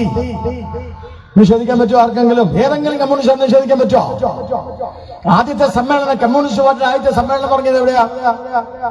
കമ്മ്യൂണിസ്റ്റ് പാർട്ടിയുടെ ആദ്യത്തെ സമ്മേളനം തുടങ്ങിയത് കാൺപൂരിലാണ്. ആരാ ആദ്യത്തെ സഖാവ്? സത്യഭക്തയാ. ഇതേപോലത്തെ ഒരു സമ്മേളനം സത്യഭക്ത പറഞ്ഞു, this is the first annual conference of Indian communist party and this will inaugurate by mister സഖാവ്. ആരാ? Comrade M N Roy. M N Roy നടന്ന് ഇവിടെ എത്തിയപ്പോ എം എൻ റോയ് പറഞ്ഞു, mister Satyabhakta, I will not inaugurate this function. അപ്പൊ സത്യഭക്തക്ക് വിഷമമായി. സത്യഭക്ത ചോദിച്ചു, what is the reason mister M N Roy? അപ്പൊ എം എൻ റോയ് പറഞ്ഞു, തിരിഞ്ഞു നോക്കണോ? സത്യഭക്ത തിരിഞ്ഞു നോക്കി. എന്താ എഴുതി വെച്ചിരിക്കുന്നത്? Indian communist party. വെട്ടറോ? ഇന്ത്യ നമുക്കില്ല, വെട്ട്. സത്യഭക്ത പറഞ്ഞു, നോ. പ്രിയപ്പെട്ടവരെ, കമ്മ്യൂണിസ്റ്റ് ചരിത്രത്തിൽ ആദ്യത്തെ സമ്മേളനം നടത്തിയ സത്യഭക്ത പറഞ്ഞു, നോ, ഞാൻ ഇന്ത്യക്കാരനാണ്, ഇന്ത്യൻ കമ്മ്യൂണിസ്റ്റ് പാർട്ടി എന്നേ പറയുള്ളൂ. എം എൻ റോയ്, അവന്റെ എം എൻ റോയുടെ ആൾക്കാരും കൂടെ ചേർന്ന് സത്യഭക്തയെ തല്ലി കൈയും കാലും ഓടിച്ച് അപ്പുറത്തിട്ടു. എന്നിട്ടൊരു ബ്ലേഡ് എടുത്തോണ്ട്, ഇത് ചരിത്രമാ, ഇതൊരു ബ്ലേഡ് എടുത്തോണ്ട് വന്നിട്ട് ഇന്ത്യൻ കമ്മ്യൂണിസ്റ്റ് പാർട്ടി എന്നുള്ള ഇന്ത്യ ഉണ്ടല്ലോ അത് വെട്ടി അപ്പുറത്ത് ഒട്ടിച്ചു. അങ്ങനെയാണ് ഇന്നും നിങ്ങൾ ഈ തെരുവിൽ പോകുമ്പം കമ്മ്യൂണിസ്റ്റ് പാർട്ടിയുടെ ഏതെങ്കിലും ബോർഡ് കണ്ടാൽ നിങ്ങൾക്ക് കാണാം communist party of India. Communist party of India. അവർക്ക് ഇന്ത്യയോട് വിധേയത്വമില്ല, അവർക്ക് ഇന്ത്യ വേണ്ട. 1942 ഓഗസ്റ്റ് 1942 ക്വിറ്റ് ഇന്ത്യ പ്രക്ഷോഭം. ഇന്ത്യ തകർക്കാൻ വേണ്ടി, ഇന്ത്യ രണ്ടാക്കാൻ വേണ്ടി റൂസ്വെൽറ്റ് വന്നു. റൂസ്വെൽറ്റ് ഇന്ത്യയിൽ വരുന്ന കാര്യം അറിയുന്നത് ചർച്ചിലും റൂസ്വെൽറ്റും ഒക്കെ ചർച്ച ചെയ്ത് ഇവിടേക്ക് വരുമ്പോ പ്രിയപ്പെട്ടവർ അത് അറിയുന്നത് കമ്മ്യൂണിസ്റ്റ് പാർട്ടിക്ക് റഷ്യയുമായിട്ടുള്ള ബന്ധത്തിൽ അതറിയുന്നത് നെഹ്റുവിന്. പാവം ഗാന്ധിക്ക് അറിയില്ല, ഗാന്ധിജിക്ക് അറിയില്ല. റൂസ്വെൽറ്റ് വന്ന് ഇന്ത്യ വിഭജിക്കാൻ നിൽക്കുമ്പോ മാഡം ചിയാങ് കൈഷക്കിന്റെ ഭാര്യ മാഡം ചിയാങ് കൈഷക് ഗാന്ധിജി അറിയിച്ചു, Roosevelt is the dangerous man who is going to be divide India. ആ സമയത്താണ് ഗാന്ധിജി രംഗത്ത് വന്നത്. അങ്ങനെയാണ് ക്വിറ്റ് ഇന്ത്യ പ്രക്ഷോഭം ഉണ്ടാവുന്നത്. പ്രിയപ്പെട്ടവരെ, ആ ക്വിറ്റ് ഇന്ത്യ പ്രക്ഷോഭത്തെ ഈ കണ്ണൂരടക്കം ആ ക്വിറ്റ് ഇന്ത്യ അന്ന് ഗാന്ധിയന്മാരെ കമ്മ്യൂണിസ്റ്റുകൾ ഒറ്റിക്കൊടുത്തതിന് കിട്ടിയ പ്രതിഫലത്തിൽ തുടങ്ങിയ സാധനത്തിന്റെ പേര് ദേശാഭിമാനി എന്ന പത്രം. നിഷേധിക്കാൻ പറ്റുമോ? നിങ്ങൾ നിഷേധിക്കും, പക്ഷെ ചരിത്രം മായ്ക്കാൻ പറ്റില്ല മക്കളെ. ചരിത്രമാണ്. 1942 ക്വിറ്റ് ഇന്ത്യ പ്രക്ഷോഭത്തെ ഒറ്റുകൊടുത്ത ഇന്ത്യയിലെ ഒരേ ഒരു രാഷ്ട്രീയ പ്രസ്ഥാനം ഏത്? Communist party. കഴിഞ്ഞില്ല. 1946 ഇന്ത്യ വിഭജിക്കണം, ജിന്ന വിഭജിക്കാൻ നിൽക്കുന്നു, നെഹ്റു വിഭജിക്കാൻ നിൽക്കുന്നു. ഇന്ത്യ എങ്ങനെ വിഭജിക്കണം അറിയില്ല. ആ സമയത്ത് ഇന്ത്യ വിഭജിക്കാൻ വേണ്ടി ജിന്നയുടെ കയ്യിൽ കൊണ്ട് ഒരു ഭൂപടം സമർപ്പിച്ചത് ആരാ? ഈ കള്ള രാജ്യദ്രോഹികളായ കമ്മ്യൂണിസ്റ്റുകൾ. പാകിസ്ഥാൻ എന്ന ഭൂപടം ഉണ്ടാക്കി ജിന്നയ്ക്ക് സമർപ്പിച്ചു. എന്താ Pakistan? P for Punjab, A for Afghanistan, K for Kashmir, S for Sindh, N for Balochistan. ആ ഭൂപടം എടുത്ത് ജിന്നയോട് പറഞ്ഞു, you ask Pakistan to Mountbatten. പ്രിയപ്പെട്ടവരെ, ഇത് ചരിത്രമാണ്. അങ്ങനെയാണ് ജിന്ന പാകിസ്ഥാൻ ആവശ്യപ്പെടുന്നത്. എന്നിട്ട് മൗണ്ട് ബാറ്റനോട് ഈ കമ്മ്യൂണിസ്റ്റുകൾ പറഞ്ഞു, പാകിസ്ഥാൻ അവർക്ക് കൊടുക്കുക. എന്നിട്ടോ ഇന്ത്യ 17 കഷണമാക്കണം. എന്താ കമ്മ്യൂണിസ്റ്റുകാരുടെ വർത്താനം ഇപ്പോ? ഇന്ത്യ 17 കഷണമാക്കണം, 17 ഇന്ത്യ വേണം എന്ന് മൗണ്ട് ബാറ്റനോട് പറഞ്ഞ വർഗ വഞ്ച രാജ്യദ്രോഹികള് ഈ കമ്മ്യൂണിസ്റ്റുകൾ. പ്രിയപ്പെട്ടവരെ, 1947 ഓഗസ്റ്റ് 15-ാം തീയതി ഈ ഭാരതത്തെ മുഴുവൻ ആളുകളും സ്വാതന്ത്ര്യ പുലരിയിൽ, സ്വാതന്ത്ര്യത്തിന് ആ പുലരിയിൽ ഉദയസൂര്യന്റെ സ്വാതന്ത്ര്യത്തിന്റെ പുലരിയിൽ ഇടുവിതരണം ചെയ്ത് ആനന്ദ നൃത്തമാടുക. ഭാരതം വിഭജിച്ചു, അവശിഷ്ട ഭാരതം, ഖണ്ഡിത ഭാരതത്തിന്റെ അവശിഷ്ട ഖണ്ഡത സംരക്ഷിക്കാൻ നാം ആനന്ദ നൃത്തം ചവിട്ടിയ ഓഗസ്റ്റ് 15 ഒരേ ഒരു രാഷ്ട്രീയ പാർട്ടി ഇന്ത്യയിൽ കരിദിനം ആചരിച്ചു. ഏതാ പാർട്ടിയുടെ പേര്? ആ പാർട്ടിയുടെ പേരേതാ? 1947 ഓഗസ്റ്റ് 15 ഇന്ത്യയിലെ ജനങ്ങൾ മുഴുവൻ സ്വാതന്ത്ര്യം ആഘോഷിച്ചപ്പോ ഇന്ത്യയിൽ ഒരേ ഒരു പാർട്ടി ഇന്ത്യ അന്ന് കരിദിനം പ്രഖ്യാപിച്ചു. ആ പാർട്ടിയുടെ പേരെന്താ? ആ പാർട്ടിയുടെ പേരാണ് കമ്മ്യൂണിസ്റ്റ് പാർട്ടി. സംശയമുണ്ടോ? തൃശ്ശൂര് വാ, നിങ്ങൾ ഗുരുവായൂരമ്പലത്തിൽ വാ, അവിടുന്ന് നിങ്ങൾ തൃപ്രയാർ കഴിഞ്ഞ് കൊടുങ്ങല്ലൂർക്ക് പോകുമ്പോൾ ഇടത് ഭാഗത്ത് ശ്രദ്ധിക്കണം, ചന്ദ്രാപിന്നെ ആ മതിലകം ഭാഗത്ത് ഇടത് ഭാഗത്ത് ഒരു വലിയ കുടീരമുണ്ട്. ആരാ വലിയ കുടീരം? ആരുടെയാ? നിങ്ങളെ മൊബൈൽ എടുത്തൊന്ന് കുത്തി നോക്ക്. വലിയ കുടീരം ആരെന്നറിയോ? സർദാർ ഗോപാലകൃഷ്ണൻ. എന്റെ പേര് അത് എനിക്ക് നാണക്കെടും. സർദാർ ഗോപാലകൃഷ്ണൻ. ആരണ്ടോ ഈ സർദാർ ഗോപാലകൃഷ്ണൻ? ഇന്ത്യ സ്വാതന്ത്ര്യം പ്രഖ്യാപിച്ചു, ത്രിവർണ്ണ പതാക ഉയർത്തിക്കൊണ്ട് ഈ നാട്ടിലെ ജനങ്ങൾ മധുരപലഹാരം വിതരണം ചെയ്ത ആനന്ദ നൃത്തം ചവിട്ടിയപ്പോ കരിദിനം പ്രഖ്യാപിച്ച കമ്മ്യൂണിസ്റ്റുകളുടെ നായകൻ സർദാർ ഗോപാലകൃഷ്ണൻ പ്രകടനം നടത്തി. കരിദിനമായിട്ട് പ്രകടനം നടത്തി ഇങ്ങനെ പോകുമ്പോ അവിടെ തൂണിന്റെ മുകളിൽ ഒരു ത്രിവർണ്ണ പതാക അയാൾക്ക് സഹിച്ചില്ല. അയാൾ തൂണിന്റെ മുകളിലേക്ക് കയറി ആ ത്രിവർണ്ണ പതാക കീറി കീറി കീറി നിലത്തിട്ടൊരു കരിങ്കൊടി മുകളിൽ ഉയർത്തുമ്പോ നാട്ടുകാർ മുഴുവൻ ഓടിക്കൂടി കിട്ടിയ ഒരു ഉരുളങ്കല്ലെടുത്ത് ഒരു ഒറ്റയേറ് ഉരുളങ്കല്ല് തലയും കുത്തി താഴെ പണി ചത്തുപോയതാ ഈ സഖാവ്. രാജ്യദ്രോഹികളുടെ ഈ പെരുമാറ്റം 1947 ഓഗസ്റ്റ് 15 ജവഹർലാൽ നെഹ്റുവിനെ നിരോധിച്ചതെന്തിന്? പ്രിയപ്പെട്ടവരെ, ഞാൻ ദീർഘിപ്പിക്കുന്നില്ല. 1962 ഇന്ത്യ ചൈന യുദ്ധം. എല്ലാവരും പറഞ്ഞു China go back, China go back. ചൈനയുടെ ചെമ്പട ഇന്ത്യയുടെ ആ ബാറ്റിന്റെ മുകളിലൂടെ കിരമ്പി കയറിയപ്പോ ആ ചൈനക്കാരെ എന്ന് വിളിച്ചത് ആര്? കമ്മ്യൂണിസ്റ്റുകൾ. അച്യുതാനന്ദൻ മരിച്ചിട്ടില്ലല്ലോ. അച്യുതാനന്ദന് ആദ്യത്തെ CPM-ൽ നിന്ന് അച്യുതാനന്ദനെ പുറത്താക്കിയത് എങ്ങനെ? എന്തിനാണെന്നറിയോ നിങ്ങൾക്ക്? അച്യുതാനന്ദനെ CPM-ൽ നിന്ന് പുറത്താക്കിയത് ഇന്ത്യൻ പട്ടാളക്കാർക്ക് രക്തം കൊടുത്തതിന്. ഏത്? ഇന്ത്യൻ പട്ടാളക്കാർക്ക് രക്തം കൊടുത്തതിന് ഒരു പാർട്ടിയിൽ ഒരുത്തിനെ പുറത്താക്കുക എന്ന് ആലോചിച്ച് നോക്കുക നിങ്ങൾ. കോടിയേരി ബാലകൃഷ്ണൻ ജീവിച്ചിരിക്കുമ്പോൾ ഏറ്റവും അവസാനം പറഞ്ഞെന്താ? നിങ്ങൾ ദോക്കലാമില് BJP-ക്കാരും RSS-കാരും ഇന്ത്യ ഭരിച്ചിട്ട് ദോക്കലാമില് ചൈന ഇങ്ങോട്ട് വളഞ്ഞിട്ട് ആക്രമിക്കുക. ഇവരുടെ അമ്മാനിച്ചനാണ് ചൈന. ഇവിടെ ജീവിക്കുക, എന്നിട്ട് ഈ രാജ്യത്തിനെതിരെ നിലയുറപ്പിക്കുക. പ്രിയപ്പെട്ടവരെ, ഞാൻ ദീർഘിപ്പിക്കുന്നില്ല. രാജ്യസ്നേഹം, രാജ്യത്തോടുള്ള കൂറ്, ഏത് രാഷ്ട്രീയ പാർട്ടിയാലും എന്താ? രാജ്യത്തോടുള്ള കൂറ്. ഇപ്പൊ കണ്ടില്ലേ നിങ്ങൾ? വന്ദേ ഭാരത് ഒരു ട്രെയിൻ വന്നു. ആ ട്രെയിന് നരേന്ദ്രമോദി സർക്കാരിനെ 20 പേരും കല്ലെടുത്തെറിയുക. ഇവിടുന്ന് ജയിച്ചു പോയ MP-മാര് 20. പക്ഷെ നരേന്ദ്രമോദി സർക്കാർ വന്ദേ ഭാരത് കൊടുത്തു. 1 വന്ദേ ഭാരത് കൊടുത്തു. 2 വന്ദേ ഭാരത്. മൂന്നാമത്തെ എന്താ? എനിക്കും നിങ്ങൾക്കും 10 മണിക്കൂറിനുള്ളിൽ ബാംഗ്ലൂരിലെത്താം. ആ വന്ദേ ഭാരതിനെ കുറിച്ച് ചർച്ച ചെയ്തോ ആരെങ്കിലും? ആ വന്ദേ ഭാരതിനെ കുറിച്ച് ഒരു അക്ഷരം പറഞ്ഞോ പിണറായി വിജയൻ? വന്ദേ ഭാരതത്തിന്റെ ഉള്ളിൽ കുറച്ച് കുട്ടികൾ ഒരു പാട്ട് പാടി. എന്താ പാട്ട്? എന്താ പാട്ട്? ഈ മണ്ണിന് പരമപവിത്രമതാം ഈ മണ്ണിൽ ഭാരതാംബയെ പൂജിക്കാൻ. ഒരു ചെറിയ പാട്ട്. പരമപവിത്രമതാം ഈ മണ്ണിൽ. ഈ മണ്ണ് പരമപവിത്രമാണ്. ഇവിടുത്തെ ഭാരതാംബ ഞങ്ങളുടെ അമ്മയാണ്. അയ്യോ, ശിവൻകുട്ടി കേസെടുക്കാൻ പോവാ. നിങ്ങളുടെയൊക്കെ മണ്ണ് ഇപ്പൊ തരാൻ കേസെടുക്കാൻ പോവാ. ഞാൻ ചോദിക്കുന്ന ഒരു ചോദ്യമുണ്ട് എന്റെ പ്രിയപ്പെട്ടവരെ. ഈ നാടിനെ സ്നേഹിക്കുന്നത് കുറ്റകൃത്യമാണോ? മലപ്പുറത്ത് എഴുതി വെച്ചിരിക്കുക, സ്കൂളിനുള്ളിൽ കുട്ടികളെ കൊണ്ട് എഴുതി വെപ്പിച്ചിരിക്കുക, രാജ്യസ്നേഹം മാരകമായ കുപ്പിച്ചില്ലു പോലെയാണ്. അത് നിങ്ങളുടെ ശരീരത്തിൽ തുളച്ചു കയറി നിങ്ങൾക്ക് ശക്തിക്കായിട്ട് നിങ്ങൾ മരിക്കും. ആരെ എഴുതി വെച്ചത് നിങ്ങൾ? ഞാൻ പറഞ്ഞു തരേണ്ട ആവശ്യമില്ലല്ലോ. ഞാൻ പറഞ്ഞു തരേണ്ട ആവശ്യമുണ്ടോ? അവർ മലര് സൂക്ഷിച്ചോ, കുന്തിരിക്ക സൂക്ഷിച്ചോ. നിങ്ങളുടെ കാലന്മാർ വരുന്നെന്ന് വിളിച്ചു പറഞ്ഞവൻ മലപ്പുറത്ത് എഴുതി വെച്ചിരിക്കുന്നു സ്കൂളിൽ മാരകമായ കുപ്പിച്ചിൽ, മാരകമായ വിഷമാണ് രാജ്യസ്നേഹം. ജനനി ജന്മഭൂമിശ്ച എന്ന് പറഞ്ഞ ഈ മണ്ണ് പവിത്രമാണെന്ന് പറഞ്ഞാൽ കേസെടുക്കുക. എന്തൊരു കഷ്ടോ ഇത്! ഇതെന്ത് നാട്!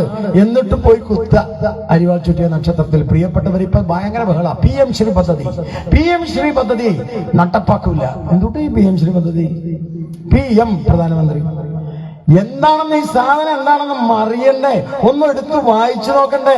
ചരിത്രത്തിൽ ഇന്ത്യൻ ചരിത്രത്തിൽ ബിരുദവും ബിരുദാനന്ദ ബിരുദവും നേടിയ ആളാണ് ഞാൻ കോളേജിൽ പഠിക്കുമ്പോ ചരിത്രം എഴുതുമ്പോ എനിക്കൊരു വിഷമമുണ്ടായിരുന്നു, ഒരു ചങ്കിലൊരു കുത്തുണ്ടായിരുന്നു ചരിത്രത്തിൽ പരീക്ഷ എഴുതുമ്പോൾ. കാരണം എന്താ? ഇന്ത്യൻ ചരിത്രം എഴുതിയത് 1863 ബ്രിട്ടീഷുകാരന്. 1857 ഒന്നാം സ്വാതന്ത്ര്യ സമരത്തിന് ശേഷം ബ്രിട്ടീഷുകാർ ഇന്ത്യൻ ചരിത്രത്തെ തകർക്കാൻ, ഇന്ത്യൻ പാരമ്പര്യത്തെ തകർക്കാൻ, ഇന്ത്യൻ സംസ്കാരത്തെ തകർക്കാൻ എഴുതി വെച്ചതാണ് ഇന്ത്യയുടെ ചരിത്രം. കോൺഗ്രസുകാർ ഭരിച്ചിട്ടത് മാറ്റിയില്ല. റോമിലെ ഥാബറെ പോലെയുള്ള കമ്മ്യൂണിസ്റ്റ് നേതാക്കന്മാർ, കമ്മ്യൂണിസ്റ്റ് ചരിത്രകാരന്മാരത് മാറ്റാൻ സമ്മതിച്ചില്ല.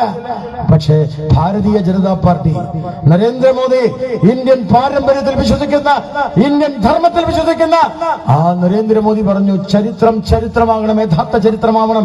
നമുക്ക് ഈ കൊളോണിയൽ ചരിത്രം വേണ്ട, ഈ ബ്രിട്ടീഷുകാരുടെ ചരിത്രം വേണ്ട.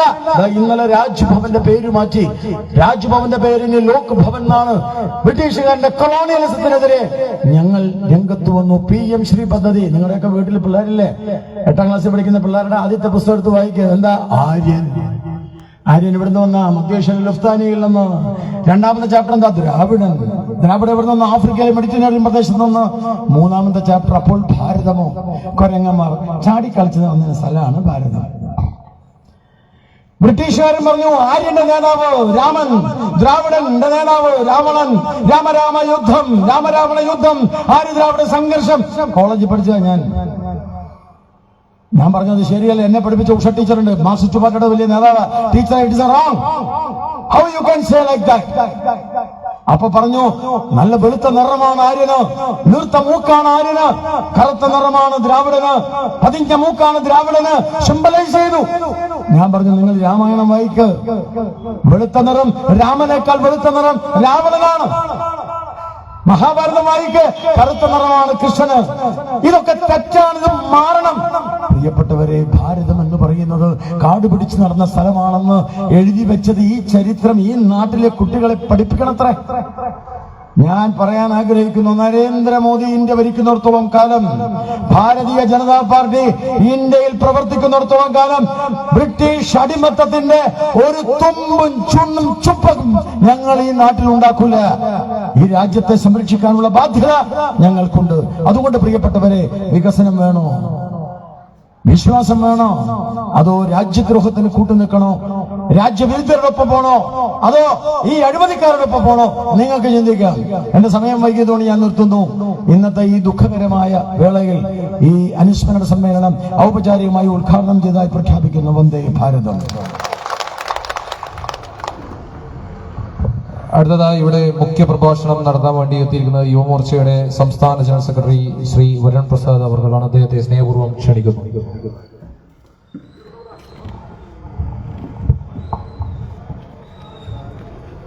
വളരെ പ്രധാനപ്പെട്ട ഈ യോഗത്തിൽ മുഖ്യ പ്രഭാഷണം എന്നുള്ള ഒരു തലക്കെട്ടിന് പ്രസക്തി നഷ്ടപ്പെട്ടിരിക്കുകയാണ്.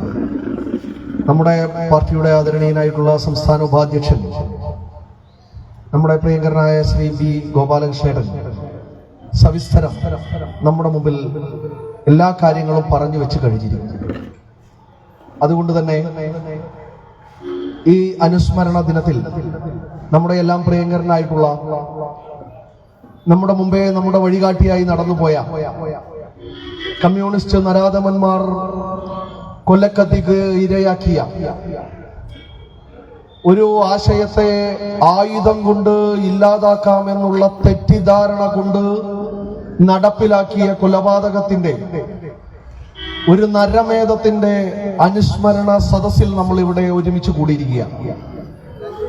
26 കൊല്ലങ്ങൾക്ക് മുമ്പ് ആദരണീയനായിട്ടുള്ള KT ജയകൃഷ്ണൻ മാസ്റ്ററെ കമ്മ്യൂണിസ്റ്റ് മാർക്സിസ്റ്റ് പാർട്ടിക്കാർ കൊല ചെയ്തിട്ടില്ലായിരുന്നു എന്നുണ്ടെങ്കിൽ ഇന്ന് ഭാരതീയ ജനതാ പാർട്ടിയുടെ കേരളത്തിൽ അറിയപ്പെടുന്ന തലമുതിർന്ന നേതാക്കന്മാരുടെ നിരയിൽ നമ്മുടെ സംസ്ഥാന അധ്യക്ഷനായോ ഉപാധ്യക്ഷനായോ സംസ്ഥാന ഭാരവാഹിയോ ആയോ ഒക്കെ നമ്മുടെ കൂടെ ഉണ്ടാകുമായിരുന്ന വ്യക്തിത്വമായിരുന്നു ശ്രീ KT ജയകൃഷ്ണൻ മാസ്റ്റർ.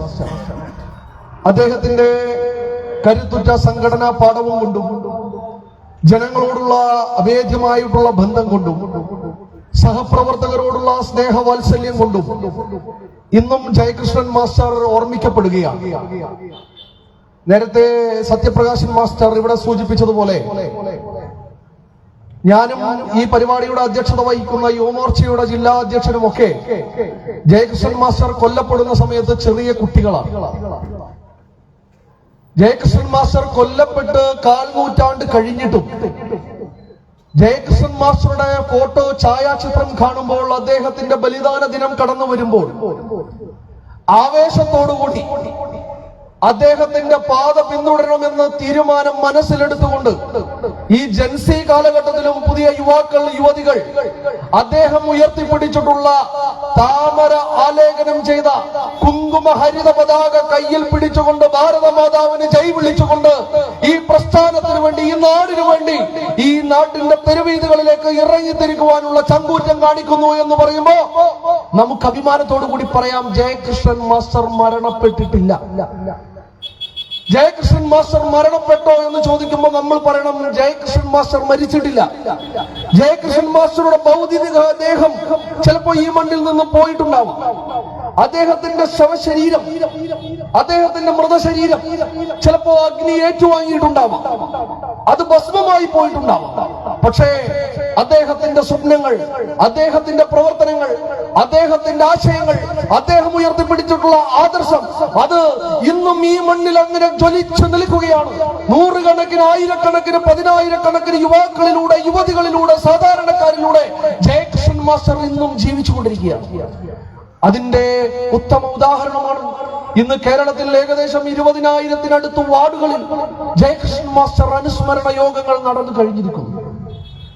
രാവിലെ ജയകൃഷ്ണൻ മാസ്റ്ററുടെ സ്മൃതി കുടീരത്തിൽ ഉൾപ്പെടെ കേരളത്തിന്റെ വിവിധ പ്രദേശങ്ങളിൽ, ഗ്രാമാന്തരങ്ങളിൽ, നഗര കേന്ദ്രങ്ങളിലെല്ലാം ജയകൃഷ്ണൻ മാസ്റ്ററുടെ ഛായാചിത്രത്തിന് മുമ്പിൽ യുവാക്കൾ, യുവതികൾ, സാധാരണക്കാരായ പാർട്ടി പ്രവർത്തകന്മാർ, നാട്ടുകാർ എല്ലാവരും പുഷ്പങ്ങൾ അർപ്പിച്ചുകൊണ്ട് ജയകൃഷ്ണൻ മാസ്റ്ററെ സ്മരിച്ചുകൊണ്ടിരിക്കുകയാണ്. അതുതന്നെയാണ് കമ്മ്യൂണിസ്റ്റ് മാർക്സിസ്റ്റ് പാർട്ടിക്ക് കാലം കാത്തുവെച്ച മറുപടി എന്ന് ഞാൻ പറയാൻ ആഗ്രഹിക്കുന്നു. ആശയത്തെ എങ്ങനെയാണ് നേരിടാൻ വേണ്ടി സാധിക്കുക? കമ്മ്യൂണിസ്റ്റ് മാർക്സിസ്റ്റ് പാർട്ടിക്ക് സംഭവിച്ചുകൊണ്ടിരിക്കുന്നത് എന്താണ്? അതിനെക്കുറിച്ചൊക്കെ എന്റെ മുമ്പിൽ സംസാരിച്ച ആളുകൾ പറഞ്ഞു. പണ്ട് രാഷ്ട്രീയ സ്വയം സേവക സംഘത്തിന്റെ 2ാമത്തെ സർസംഘചാലകായിരുന്ന പൂജനീയ ഗുരുജി കമ്മ്യൂണിസ്റ്റ് മാർക്സിസ്റ്റ് പാർട്ടിയെ കുറിച്ച് ഒരു കാര്യം പറഞ്ഞിട്ടുണ്ട്. പൂജനീയ ഗുരുജി പറഞ്ഞത്, അദ്ദേഹം വലിയ ഒരു പണ്ഡിതനായ വ്യക്തിയായിരുന്നു, ഒരു സർവകലാശാലയിൽ അധ്യാപകനായിരുന്നു, വിവിധങ്ങളായിട്ടുള്ള വിഷയങ്ങളിൽ അഗാധമായിട്ടുള്ള അറിവുള്ള വ്യക്തിയായിരുന്നു, മികച്ച ഒരു രാഷ്ട്രതന്ത്രജ്ഞനായിരുന്നു. അങ്ങനെയുള്ള പൂജനീയ ഗുരുജി ഈ കമ്മ്യൂണിസ്റ്റ് മാർക്സിസ്റ്റ് പാർട്ടിയെ കുറിച്ച് പറഞ്ഞത്, കമ്മ്യൂണിസ്റ്റ് മാർക്സിസ്റ്റ് പാർട്ടി എന്ന് പറയുന്നത്, കമ്മ്യൂണിസം എന്ന് പറയുന്നത് സിദ്ധാന്തത്തിൽ അപൂർണവും പ്രയോഗത്തിൽ ആപൽക്കാരിയുമാണ് എന്നാണ്. സിദ്ധാന്തത്തിൽ കമ്മ്യൂണിസം അപൂർണമാണ്, പ്രയോഗത്തിൽ കമ്മ്യൂണിസം ആപത്കാരിയാണ്. അത് ലോകത്ത് എവിടെയെല്ലാം ഈ പ്രത്യയശാസ്ത്രം ഉണ്ടായിട്ടുണ്ടോ അവിടെയുള്ള ജനങ്ങളുടെ, ജനസമൂഹത്തിന്റെ അവസ്ഥ ഉദാഹരണം എടുത്ത് പരിശോധിച്ചു നോക്കുമ്പോൾ നമുക്ക് കാണാൻ വേണ്ടി സാധിക്കും. റഷ്യയിൽ സോവിയറ്റ് യൂണിയൻ തകർന്ന തരിപ്പണമായിരിക്കും. കമ്മ്യൂണിസ്റ്റ് പാർട്ടി ബംഗാളിൽ ഉണ്ടായിരുന്നു. ഇന്ന് ബംഗാളികളായിട്ടുള്ള കമ്മ്യൂണിസ്റ്റ് പാർട്ടിയുടെ നേതാക്കന്മാർ കേരളത്തിലേക്ക് വന്ന് കൂലി പണിയെടുത്ത് ജീവിക്കേണ്ട ഗതികേടിലേക്ക്, പാർട്ടി കമ്മിറ്റികൾ പാർട്ടി ഓഫീസിന്റെ പുറത്ത് പൂട്ടിട്ട് പൂട്ടി പുറകിലെ വാതിൽ തുറന്നുകൊണ്ട് കമ്മ്യൂണിസ്റ്റ് പാർട്ടിക്കാരന് പാർട്ടി കമ്മിറ്റികൾ നടക്കേണ്ട ഗതികേട് ബംഗാളിൽ സംഭവിച്ചു കഴിഞ്ഞിരിക്കുന്നു. ത്രിപുരയിൽ വർഷങ്ങളായി ഭരിച്ചിരുന്ന ത്രിപുരയിൽ ഉപ്പുവച്ച കലം പോലെ കമ്മ്യൂണിസ്റ്റ് മാർക്സിസ്റ്റ് പാർട്ടിയുടെ ആശയവും ഭരണവും തകർന്ന് തരിപ്പണമായിരിക്കുന്നു. ഇപ്പോ ഈ കേരളത്തിലാണ് കമ്മ്യൂണിസ്റ്റ് പാർട്ടിയുടെ ഭരണം നിലനിൽക്കുന്നത്. ഇവിടെ വലിയ സ്വാധീനമുള്ള ശക്തിയാണ് കമ്മ്യൂണിസ്റ്റ് മാർക്സിസ്റ്റ് പാർട്ടി എന്ന് ഞാൻ ഒരിക്കലും വിശ്വസിക്കുന്നില്ല. കാരണം 10 വർഷങ്ങൾക്ക് മുമ്പ്, 15 വർഷങ്ങൾക്ക് മുമ്പൊക്കെ കേരളത്തിലെ രാഷ്ട്രീയ സാഹചര്യം ഉണ്ടായിരുന്നു, നമുക്കൊക്കെ ഓർമ്മയുണ്ട്. അതിൽ നിന്നും വലിയ മാറ്റം സംഭവിച്ചിരിക്കുന്നു. കേരളത്തിൽ വലിയ പരിവർത്തനം സംഭവിച്ചുകൊണ്ടിരിക്കുന്നു. കേരളത്തിൽ വളർന്നു വരുന്ന യുവസമൂഹം ഉൾപ്പെടെയുള്ള ആളുകൾ ഈ മാർക്സിസ്റ്റ് പാർട്ടിയുടെ ഈ നെറികെട്ട രാഷ്ട്രീയ പ്രസ്ഥാനത്തിന്റെ ഭരണവും പ്രവർത്തനവും അടപടലം ഗതികേടാണ് എന്ന് പ്രഖ്യാപിച്ചുകൊണ്ട് മനസ്സിൽ തീരുമാനമെടുത്തുകൊണ്ട് വലിയൊരു മാറ്റത്തിന് കേരളത്തിൽ തുടക്കം കുറിച്ചുകൊണ്ടിരിക്കുകയാണ്. അതിന്റെ പരിണിതഫലമായിട്ടാണ് കേരളത്തിൽ ഭാരതീയ ജനതാ പാർട്ടിയുടെ നേതൃത്വത്തിൽ നടന്നുകൊണ്ടിരിക്കുന്ന ജനസമൂഹത്തിനിടയിൽ, ജനങ്ങളുടെ വിവിധ മേഖലകളിൽ സംഭവിച്ചുകൊണ്ടിരിക്കുന്ന അഭൂതപൂർവമായിട്ടുള്ള പരിവർത്തനങ്ങൾ. ഏത് മേഖലയെടുത്ത് നോക്കുകയാണെങ്കിലും യുവാക്കൾക്കിടയിൽ വിദ്യാർത്ഥികൾക്കിടയിൽ, അമ്മമാർക്കിടയിൽ, സാധാരണക്കാരായ കർഷകർക്കിടയിൽ, സാധാരണ കൂലിപ്പണി ചെയ്യുന്ന ആളുകൾക്കിടയിൽ, പ്രൊഫഷണലുകൾക്കിടയിൽ എല്ലായിടത്തും ഭാരതീയ ജനതാ പാർട്ടിക്ക് വലിയ മുന്നേറ്റം സംഭവിച്ചുകൊണ്ടിരിക്കുന്നു. ഇത് കേരളത്തിലെ ജനങ്ങൾ എടുത്ത തീരുമാനത്തിന്റെ ഫലമായിട്ടുണ്ടായതാണ്. കേരളത്തിലെ ജനങ്ങൾ കമ്മ്യൂണിസ്റ്റ് പ്രസ്ഥാനത്തെയും പ്രത്യയശാസ്ത്രത്തെയും മനസ്സുകൊണ്ട് വെറുത്തു കഴിഞ്ഞിരിക്കുന്നു. അവർ ഒരു ആശയത്തെ പകരം തേടിയിരിക്കുന്നു. അവർ ആ ആശയത്തെ കണ്ടെത്തി കഴിഞ്ഞിരിക്കുന്നു. ആ ആശയം ഏതാണ്, ആ ആദർശം ഏതാണ്, ആ പ്രവർത്തന പാർട്ടി പദ്ധതി ഏതാണ് എന്ന് നോക്കുമ്പോ അഭിമാനത്തോടുകൂടി ഇന്ന് കേരളത്തിലെ സാധാരണക്കാരായിട്ടുള്ള ജനങ്ങൾ വിധി എഴുതാൻ പോവുകയാണ്. അത് നരേന്ദ്ര ദാമോദർ ദാസ് മോദിജി നേതൃത്വം കൊടുക്കുന്ന ദേശീയ ജനാധിപത്യ സഖ്യം മുന്നോട്ട് വയ്ക്കുന്ന ദേശീയ രാഷ്ട്രീയത്തിലൂന്നിയ കാഴ്ചപ്പാടോടുകൂടി പ്രവർത്തിക്കുന്ന ദേശീയ പാർട്ടിയായ ഭാരതീയ ജനതാ പാർട്ടിയും ഭാരതീയ ജനതാ പാർട്ടിയുടെ പോഷക സംഘടനകളുമാണ് എന്നുള്ളത് ഇത് കേരളം ഏറ്റെടുത്തു കഴിഞ്ഞ യാഥാർത്ഥ്യമാണ്. അതുകൊണ്ട് തന്നെ വലിയൊരു മുന്നേറ്റത്തിന് കേരളം, വലിയൊരു മാറ്റത്തിന് കേരളം സാക്ഷ്യം വഹിക്കാൻ പോകുന്ന കാലഘട്ടത്തിലൂടെയാണ് നമ്മൾ കടന്നുപോയിക്കൊണ്ടിരിക്കുന്നത് എന്ന് കേരളത്തിന്റെ പൊതുസമൂഹം തിരിച്ചറിയണം. KT ജയകൃഷ്ണൻ മാസ്റ്ററെ വെട്ടിക്കൊന്നു എന്നുള്ളത് കൊണ്ട് ഈ പരിപാടി, ഈ പ്രവർത്തനം ഇവിടെ അവസാനിച്ചു എന്ന് മാർക്സിസ്റ്റ് പാർട്ടി തെറ്റിദ്ധരിച്ചു പോയി. അങ്ങനെ പന്ന്യന്നൂർ ചന്ദ്രേട്ടനെ പോലെ, കതിരൂരിൽ മനോജേട്ടനെ പോലെ കേരളത്തിൽ അങ്ങോളം ഇങ്ങോളം സാധാരണക്കാരായിട്ടുള്ള ഭാരതീയ ജനതാ പാർട്ടിയുടെയും സംഘപരിവാറിന്റെയും പ്രവർത്തകന്മാരെ അരുങ്കൊല ചെയ്തും ആക്രമിച്ചും ഈ പ്രവർത്തനം അവസാനിപ്പിക്കാമെന്നാണ് അവർ തെറ്റിദ്ധരിച്ചത്. പക്ഷേ അങ്ങനെ ഉണ്ടാകുന്ന ഓരോ പ്രതിസന്ധിയിൽ നിന്നും വലിയ പ്രചോദനം ഉൾക്കൊണ്ടുകൊണ്ട് അതിനെയെല്ലാം തരണം ചെയ്തുകൊണ്ട് മുന്നോട്ട് പോകുവാനുള്ള ശക്തി സംഭരിച്ചുകൊണ്ടിരിക്കുകയായിരുന്നു കേരളത്തിലെ സംഘപരിവാർ പ്രവർത്തകർ എന്നുള്ളത് അവർക്ക് തിരിച്ചറിയാൻ വൈകി. അത് പൊതുവെ കമ്മ്യൂണിസ്റ്റ് പാർട്ടിക്കാരന്റെ ഒരു ശീലമാണ്. അവർക്ക് ചില കാര്യങ്ങൾ തിരിച്ചറിയാൻ വൈകും. നേരത്തെ ഗോപാലകൃഷ്ണേട്ടൻ പറഞ്ഞല്ലോ, ആദ്യം വരുന്ന പദ്ധതികളെയൊക്കെ അവർ അനുകൂലിക്കും, പിന്നെ നടക്കുന്നത് ആദ്യം വരുന്ന പദ്ധതികളെയൊക്കെ അവർ എതിർക്കും, പിന്നെ അതിനെ അനുകൂലിക്കുന്ന ഒരു ഗതികേടിലേക്ക് വരും. ആദ്യം പറഞ്ഞതിനെ മാറ്റി പറയുക എന്നുള്ളത് പറഞ്ഞ കാര്യത്തിൽ നിൽക്കാൻ സാധിക്കാത്ത ആശയ പാപ്പരത്വമുള്ള പാർട്ടിയായിട്ട് കമ്മ്യൂണിസ്റ്റ് മാർക്സിസ്റ്റ് പാർട്ടി വർഷങ്ങളായിട്ട് മാറിക്കഴിഞ്ഞിരിക്കുന്നു. ഇതിന് എന്റെ നാട്ടിലൊക്കെ പറയാ ഒറ്റത്തന്തയ്ക്ക് പറഞ്ഞ ഗുണം കാണിക്കാതിരിക്കുക എന്നുള്ള. ഒറ്റത്തന്തയ്ക്ക് പറഞ്ഞ ഗുണം കാണിക്കണം, പറഞ്ഞതിൽ നിൽക്കാൻ വേണ്ടി പറ്റണം. ഇപ്പൊ പല സ്ഥലങ്ങളിലും വോട്ട് ചോദിച്ചുകൊണ്ട് കമ്മ്യൂണിസ്റ്റ് പാർട്ടിക്കാരനും കോൺഗ്രസ്സുകാരനൊക്കെ പറഞ്ഞ് വീടുകളിൽ പോയിട്ട് പറഞ്ഞ BJP-ക്കാർ പറയുമ്പോൾ ശ്രദ്ധിക്കണം, BJP-ക്കാർ പറഞ്ഞ കാര്യം ചെയ്യുന്നുണ്ട് എന്നുള്ളതാ. അതൊരു തെറ്റാണോ? കേരളത്തിന്റെ അല്ലെങ്കിൽ ഭാരതത്തിന്റെ ജനങ്ങൾക്ക് മുമ്പിൽ ഒരു ആവശ്യം ഞങ്ങൾ ഇതാ നടപ്പിലാക്കാൻ പോകുന്നു എന്ന് പറഞ്ഞ് അതിനുവേണ്ടി പ്രവർത്തിച്ച് അത് ഭരണത്തിലേറി അത് നടപ്പിലാക്കി കാണിക്കുന്നത് തെറ്റാണോ? ഭാരതത്തിൽ വർഷങ്ങൾക്ക് മുമ്പ് ആരംഭിച്ചിട്ടുള്ള രാമജന്മഭൂമി പ്രക്ഷോഭം നമുക്കൊക്കെ ഓർമ്മയുണ്ട്. ആ രാമജന്മഭൂമി പ്രക്ഷോഭം തുടങ്ങിയ കാലഘട്ടത്തിൽ വലിയ എതിർപ്പ് ഞങ്ങൾക്കുണ്ടായിരുന്നു. പക്ഷേ ഞങ്ങൾ ഭാരതത്തിന്റെ അസ്തിത്വം എന്ന് പറയുന്നത് രാമനാണ്, രാമരാജ്യമാണ് എന്നുള്ള ഒറ്റ തീരുമാനത്തിന്റെ അടിസ്ഥാനത്തിൽ അന്ന് തുടങ്ങിയിട്ടുള്ള ആ പ്രക്ഷോഭം, അന്ന് തുടങ്ങിയിട്ടുള്ള ആ പ്രചരണം ഞങ്ങൾ വർഷങ്ങളോളം നീണ്ടു. ഞങ്ങൾ ആ പ്രവർത്തനം നടത്തിക്കൊണ്ടേയിരുന്നു. ഞങ്ങൾ പറയേണ്ടത് പറഞ്ഞുകൊണ്ടേയിരുന്നു. അങ്ങനെ പറഞ്ഞ് രണ്ടുള്ള MP-മാരിൽ നിന്ന് ഞങ്ങൾ 303 എത്തിയപ്പോ ഞങ്ങൾ ആ പറഞ്ഞ കാര്യം നടപ്പിലാക്കി. നമ്മുടെ ചരിത്രം അതാണ്. നമ്മൾ പറഞ്ഞ കാര്യത്തിൽ അവിടെ നിൽക്കും, അത് നടപ്പിലാക്കി കാണിക്കും. അത് ഏതെല്ലാം കാര്യത്തിൽ, കാശ്മീരിന്റെ കാര്യത്തിൽ അത്ഭുതപ്പെട്ടു പോവുകയാണ് ഞാൻ. എന്റെ കുട്ടിക്കാലത്തൊക്കെ കാശ്മീരിൽ നടക്കുന്ന വാർത്തകൾ വളരെ പേടിയോടും ഭീതിയോടും കൂടി കണ്ടിരുന്ന ആളാണ് ഞാൻ. 2012 സംഘടനാ പ്രവർത്തനത്തിന്റെ ഭാഗമായി കാശ്മീരിൽ സന്ദർശിക്കാൻ അവസരം കിട്ടിയ ആളാണ് ഞാൻ.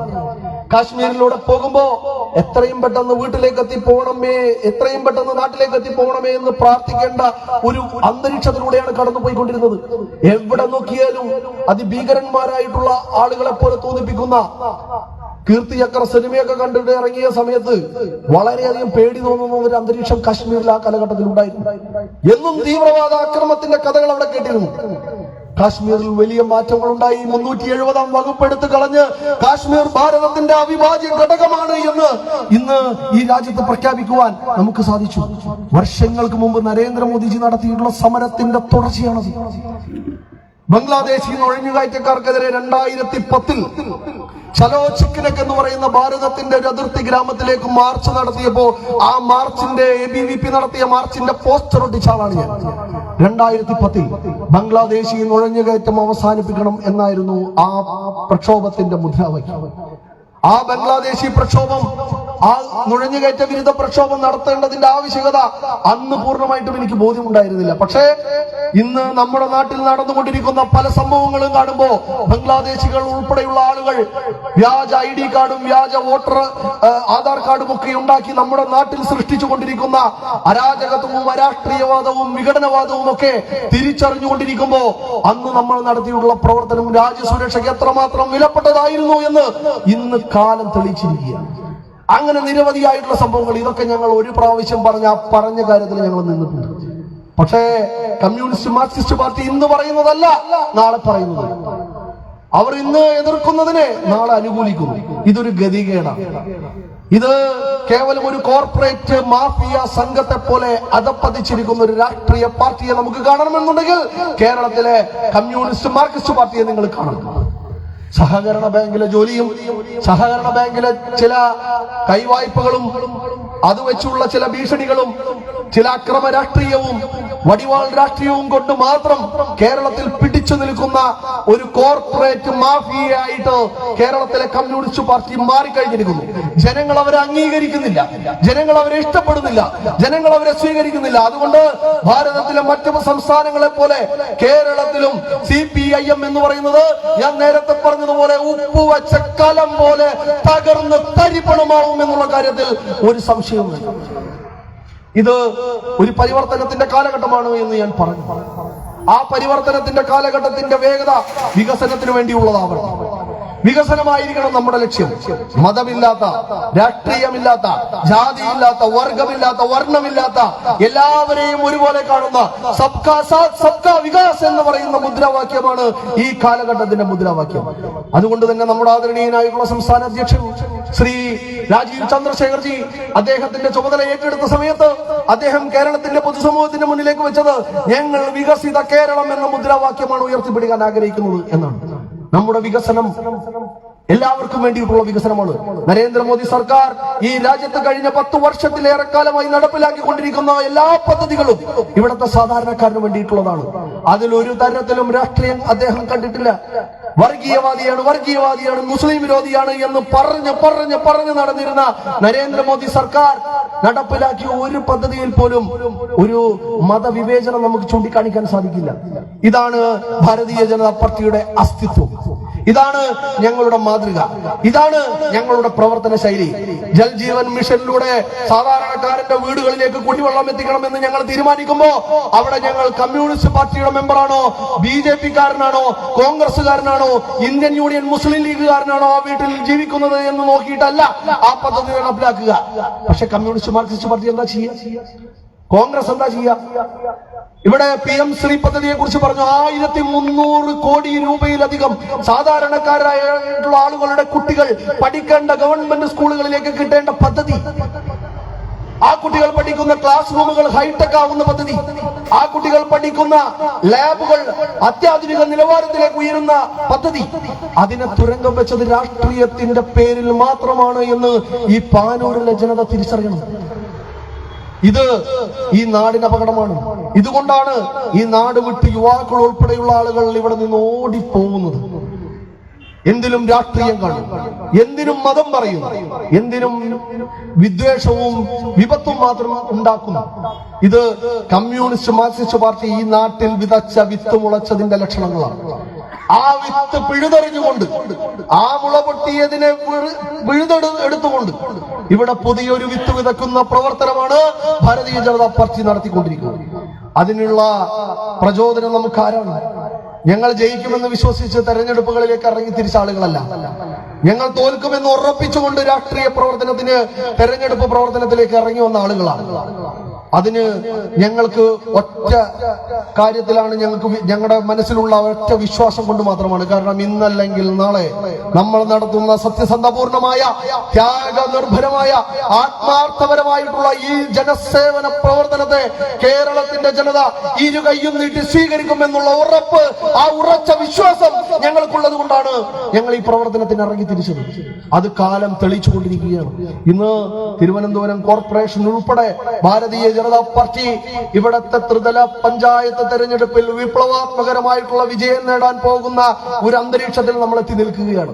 ഇത് KT ജയകൃഷ്ണൻ മാസ്റ്ററിനെ പോലെയുള്ള നിരവധിയായിട്ടുള്ള ത്യാഗികളുടെ, ബലിദാനികളുടെ അവരുടെ ജീവത്യാഗത്തിൽ നിന്നുണ്ടായിട്ടുള്ള ഊർജമാണ്, പ്രേരണയാണ് എന്നുള്ളതാണ് ഈ സന്ദർഭത്തിൽ നമ്മൾ മനസ്സിലാക്കേണ്ടത്.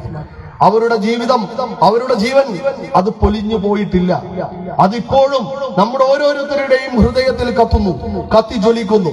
കമ്മ്യൂണിസ്റ്റ് പാർട്ടിയുടെ അടിവേര് നിൽക്കുന്നത് കണ്ണൂരിലാണെങ്കിൽ ആ അടിവേര് കടവേര് തന്നെ പുഴക്കേറിയാനുള്ള കരുത്ത് ഇന്ന് കണ്ണൂരിലെ സംഘപരിവാറിന്റെ രാഷ്ട്രീയത്തിനുണ്ട് എന്ന് പ്രഖ്യാപിക്കാൻ ഞങ്ങൾക്ക് മടിയില്ലാത്ത ഒരു കാലഘട്ടത്തിൽ നമ്മൾ എത്തി നിൽക്കുകയാണ്.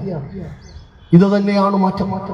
ഈ മാറ്റത്തിന് വേണ്ടിയിട്ടുള്ളതാവണം നമ്മുടെ ഓരോരുത്തരുടെയും പ്രവർത്തനം. എങ്ങനെയാണ് ജയകൃഷ്ണൻ മാസ്റ്റർക്ക് നമ്മൾ ആദരാഞ്ജലി അർപ്പിക്കേണ്ടത്? നമ്മുടെ വാർഡുകളിൽ വിജയക്കൊടി നാട്ടിക്കൊണ്ട്, നമ്മുടെ വാർഡ് മെമ്പർമാരെ തെരഞ്ഞെടുത്തുകൊണ്ട്, വലിയൊരു രാഷ്ട്രീയ പരിവർത്തനത്തിന് അദ്ദേഹം പ്രവർത്തിച്ച രാഷ്ട്രീയ പ്രസ്ഥാനമാണ് എന്നുള്ളത് കൊണ്ട്, രാജനൈതിക പ്രസ്ഥാനമാണ് എന്നുള്ളത് കൊണ്ട് വലിയൊരു മാറ്റം ആ മേഖലയിൽ തന്നെ സൃഷ്ടിച്ചുകൊണ്ട് വലിയൊരു മുന്നേറ്റം കേരളത്തിന് ഉണ്ടാക്കി കൊടുക്കാൻ ഭാരതം മുന്നോട്ട് കുതിക്കുമ്പോ 8.2% GDP-യുമായിട്ട് ഭാരതം കുതിക്കുമ്പോ ആ ഭാരതത്തിന്റെ ഒപ്പം ഓടാൻ കഴിയുന്ന വേഗതയിലേക്ക് കേരളത്തെയും കൈപിടിച്ചു കൊണ്ടുപോകുവാൻ നരേന്ദ്രമോദിയോടൊപ്പം തോളോട് തോൾ ചേർന്ന് പ്രവർത്തിക്കാൻ കേരളത്തിലെ ഭാരതീയ ജനതാ പാർട്ടിക്കും സാധിക്കും.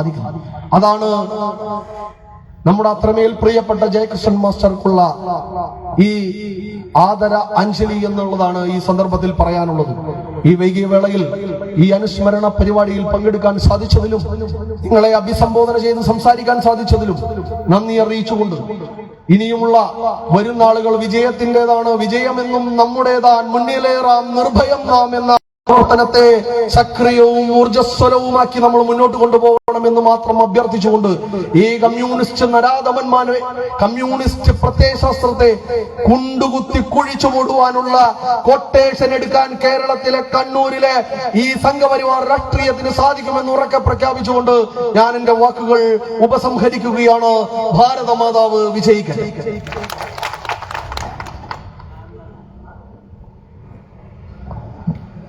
അടുത്തതായി ഈ പരിപാടിക്ക് നന്ദി പ്രകാശിപ്പിക്കാൻ വേണ്ടി യുവമോർച്ചയുടെ ജില്ലാ സെക്രട്ടറി ശ്രീ ആകാശ് ഭവനെ ക്ഷണിച്ചോളൂ.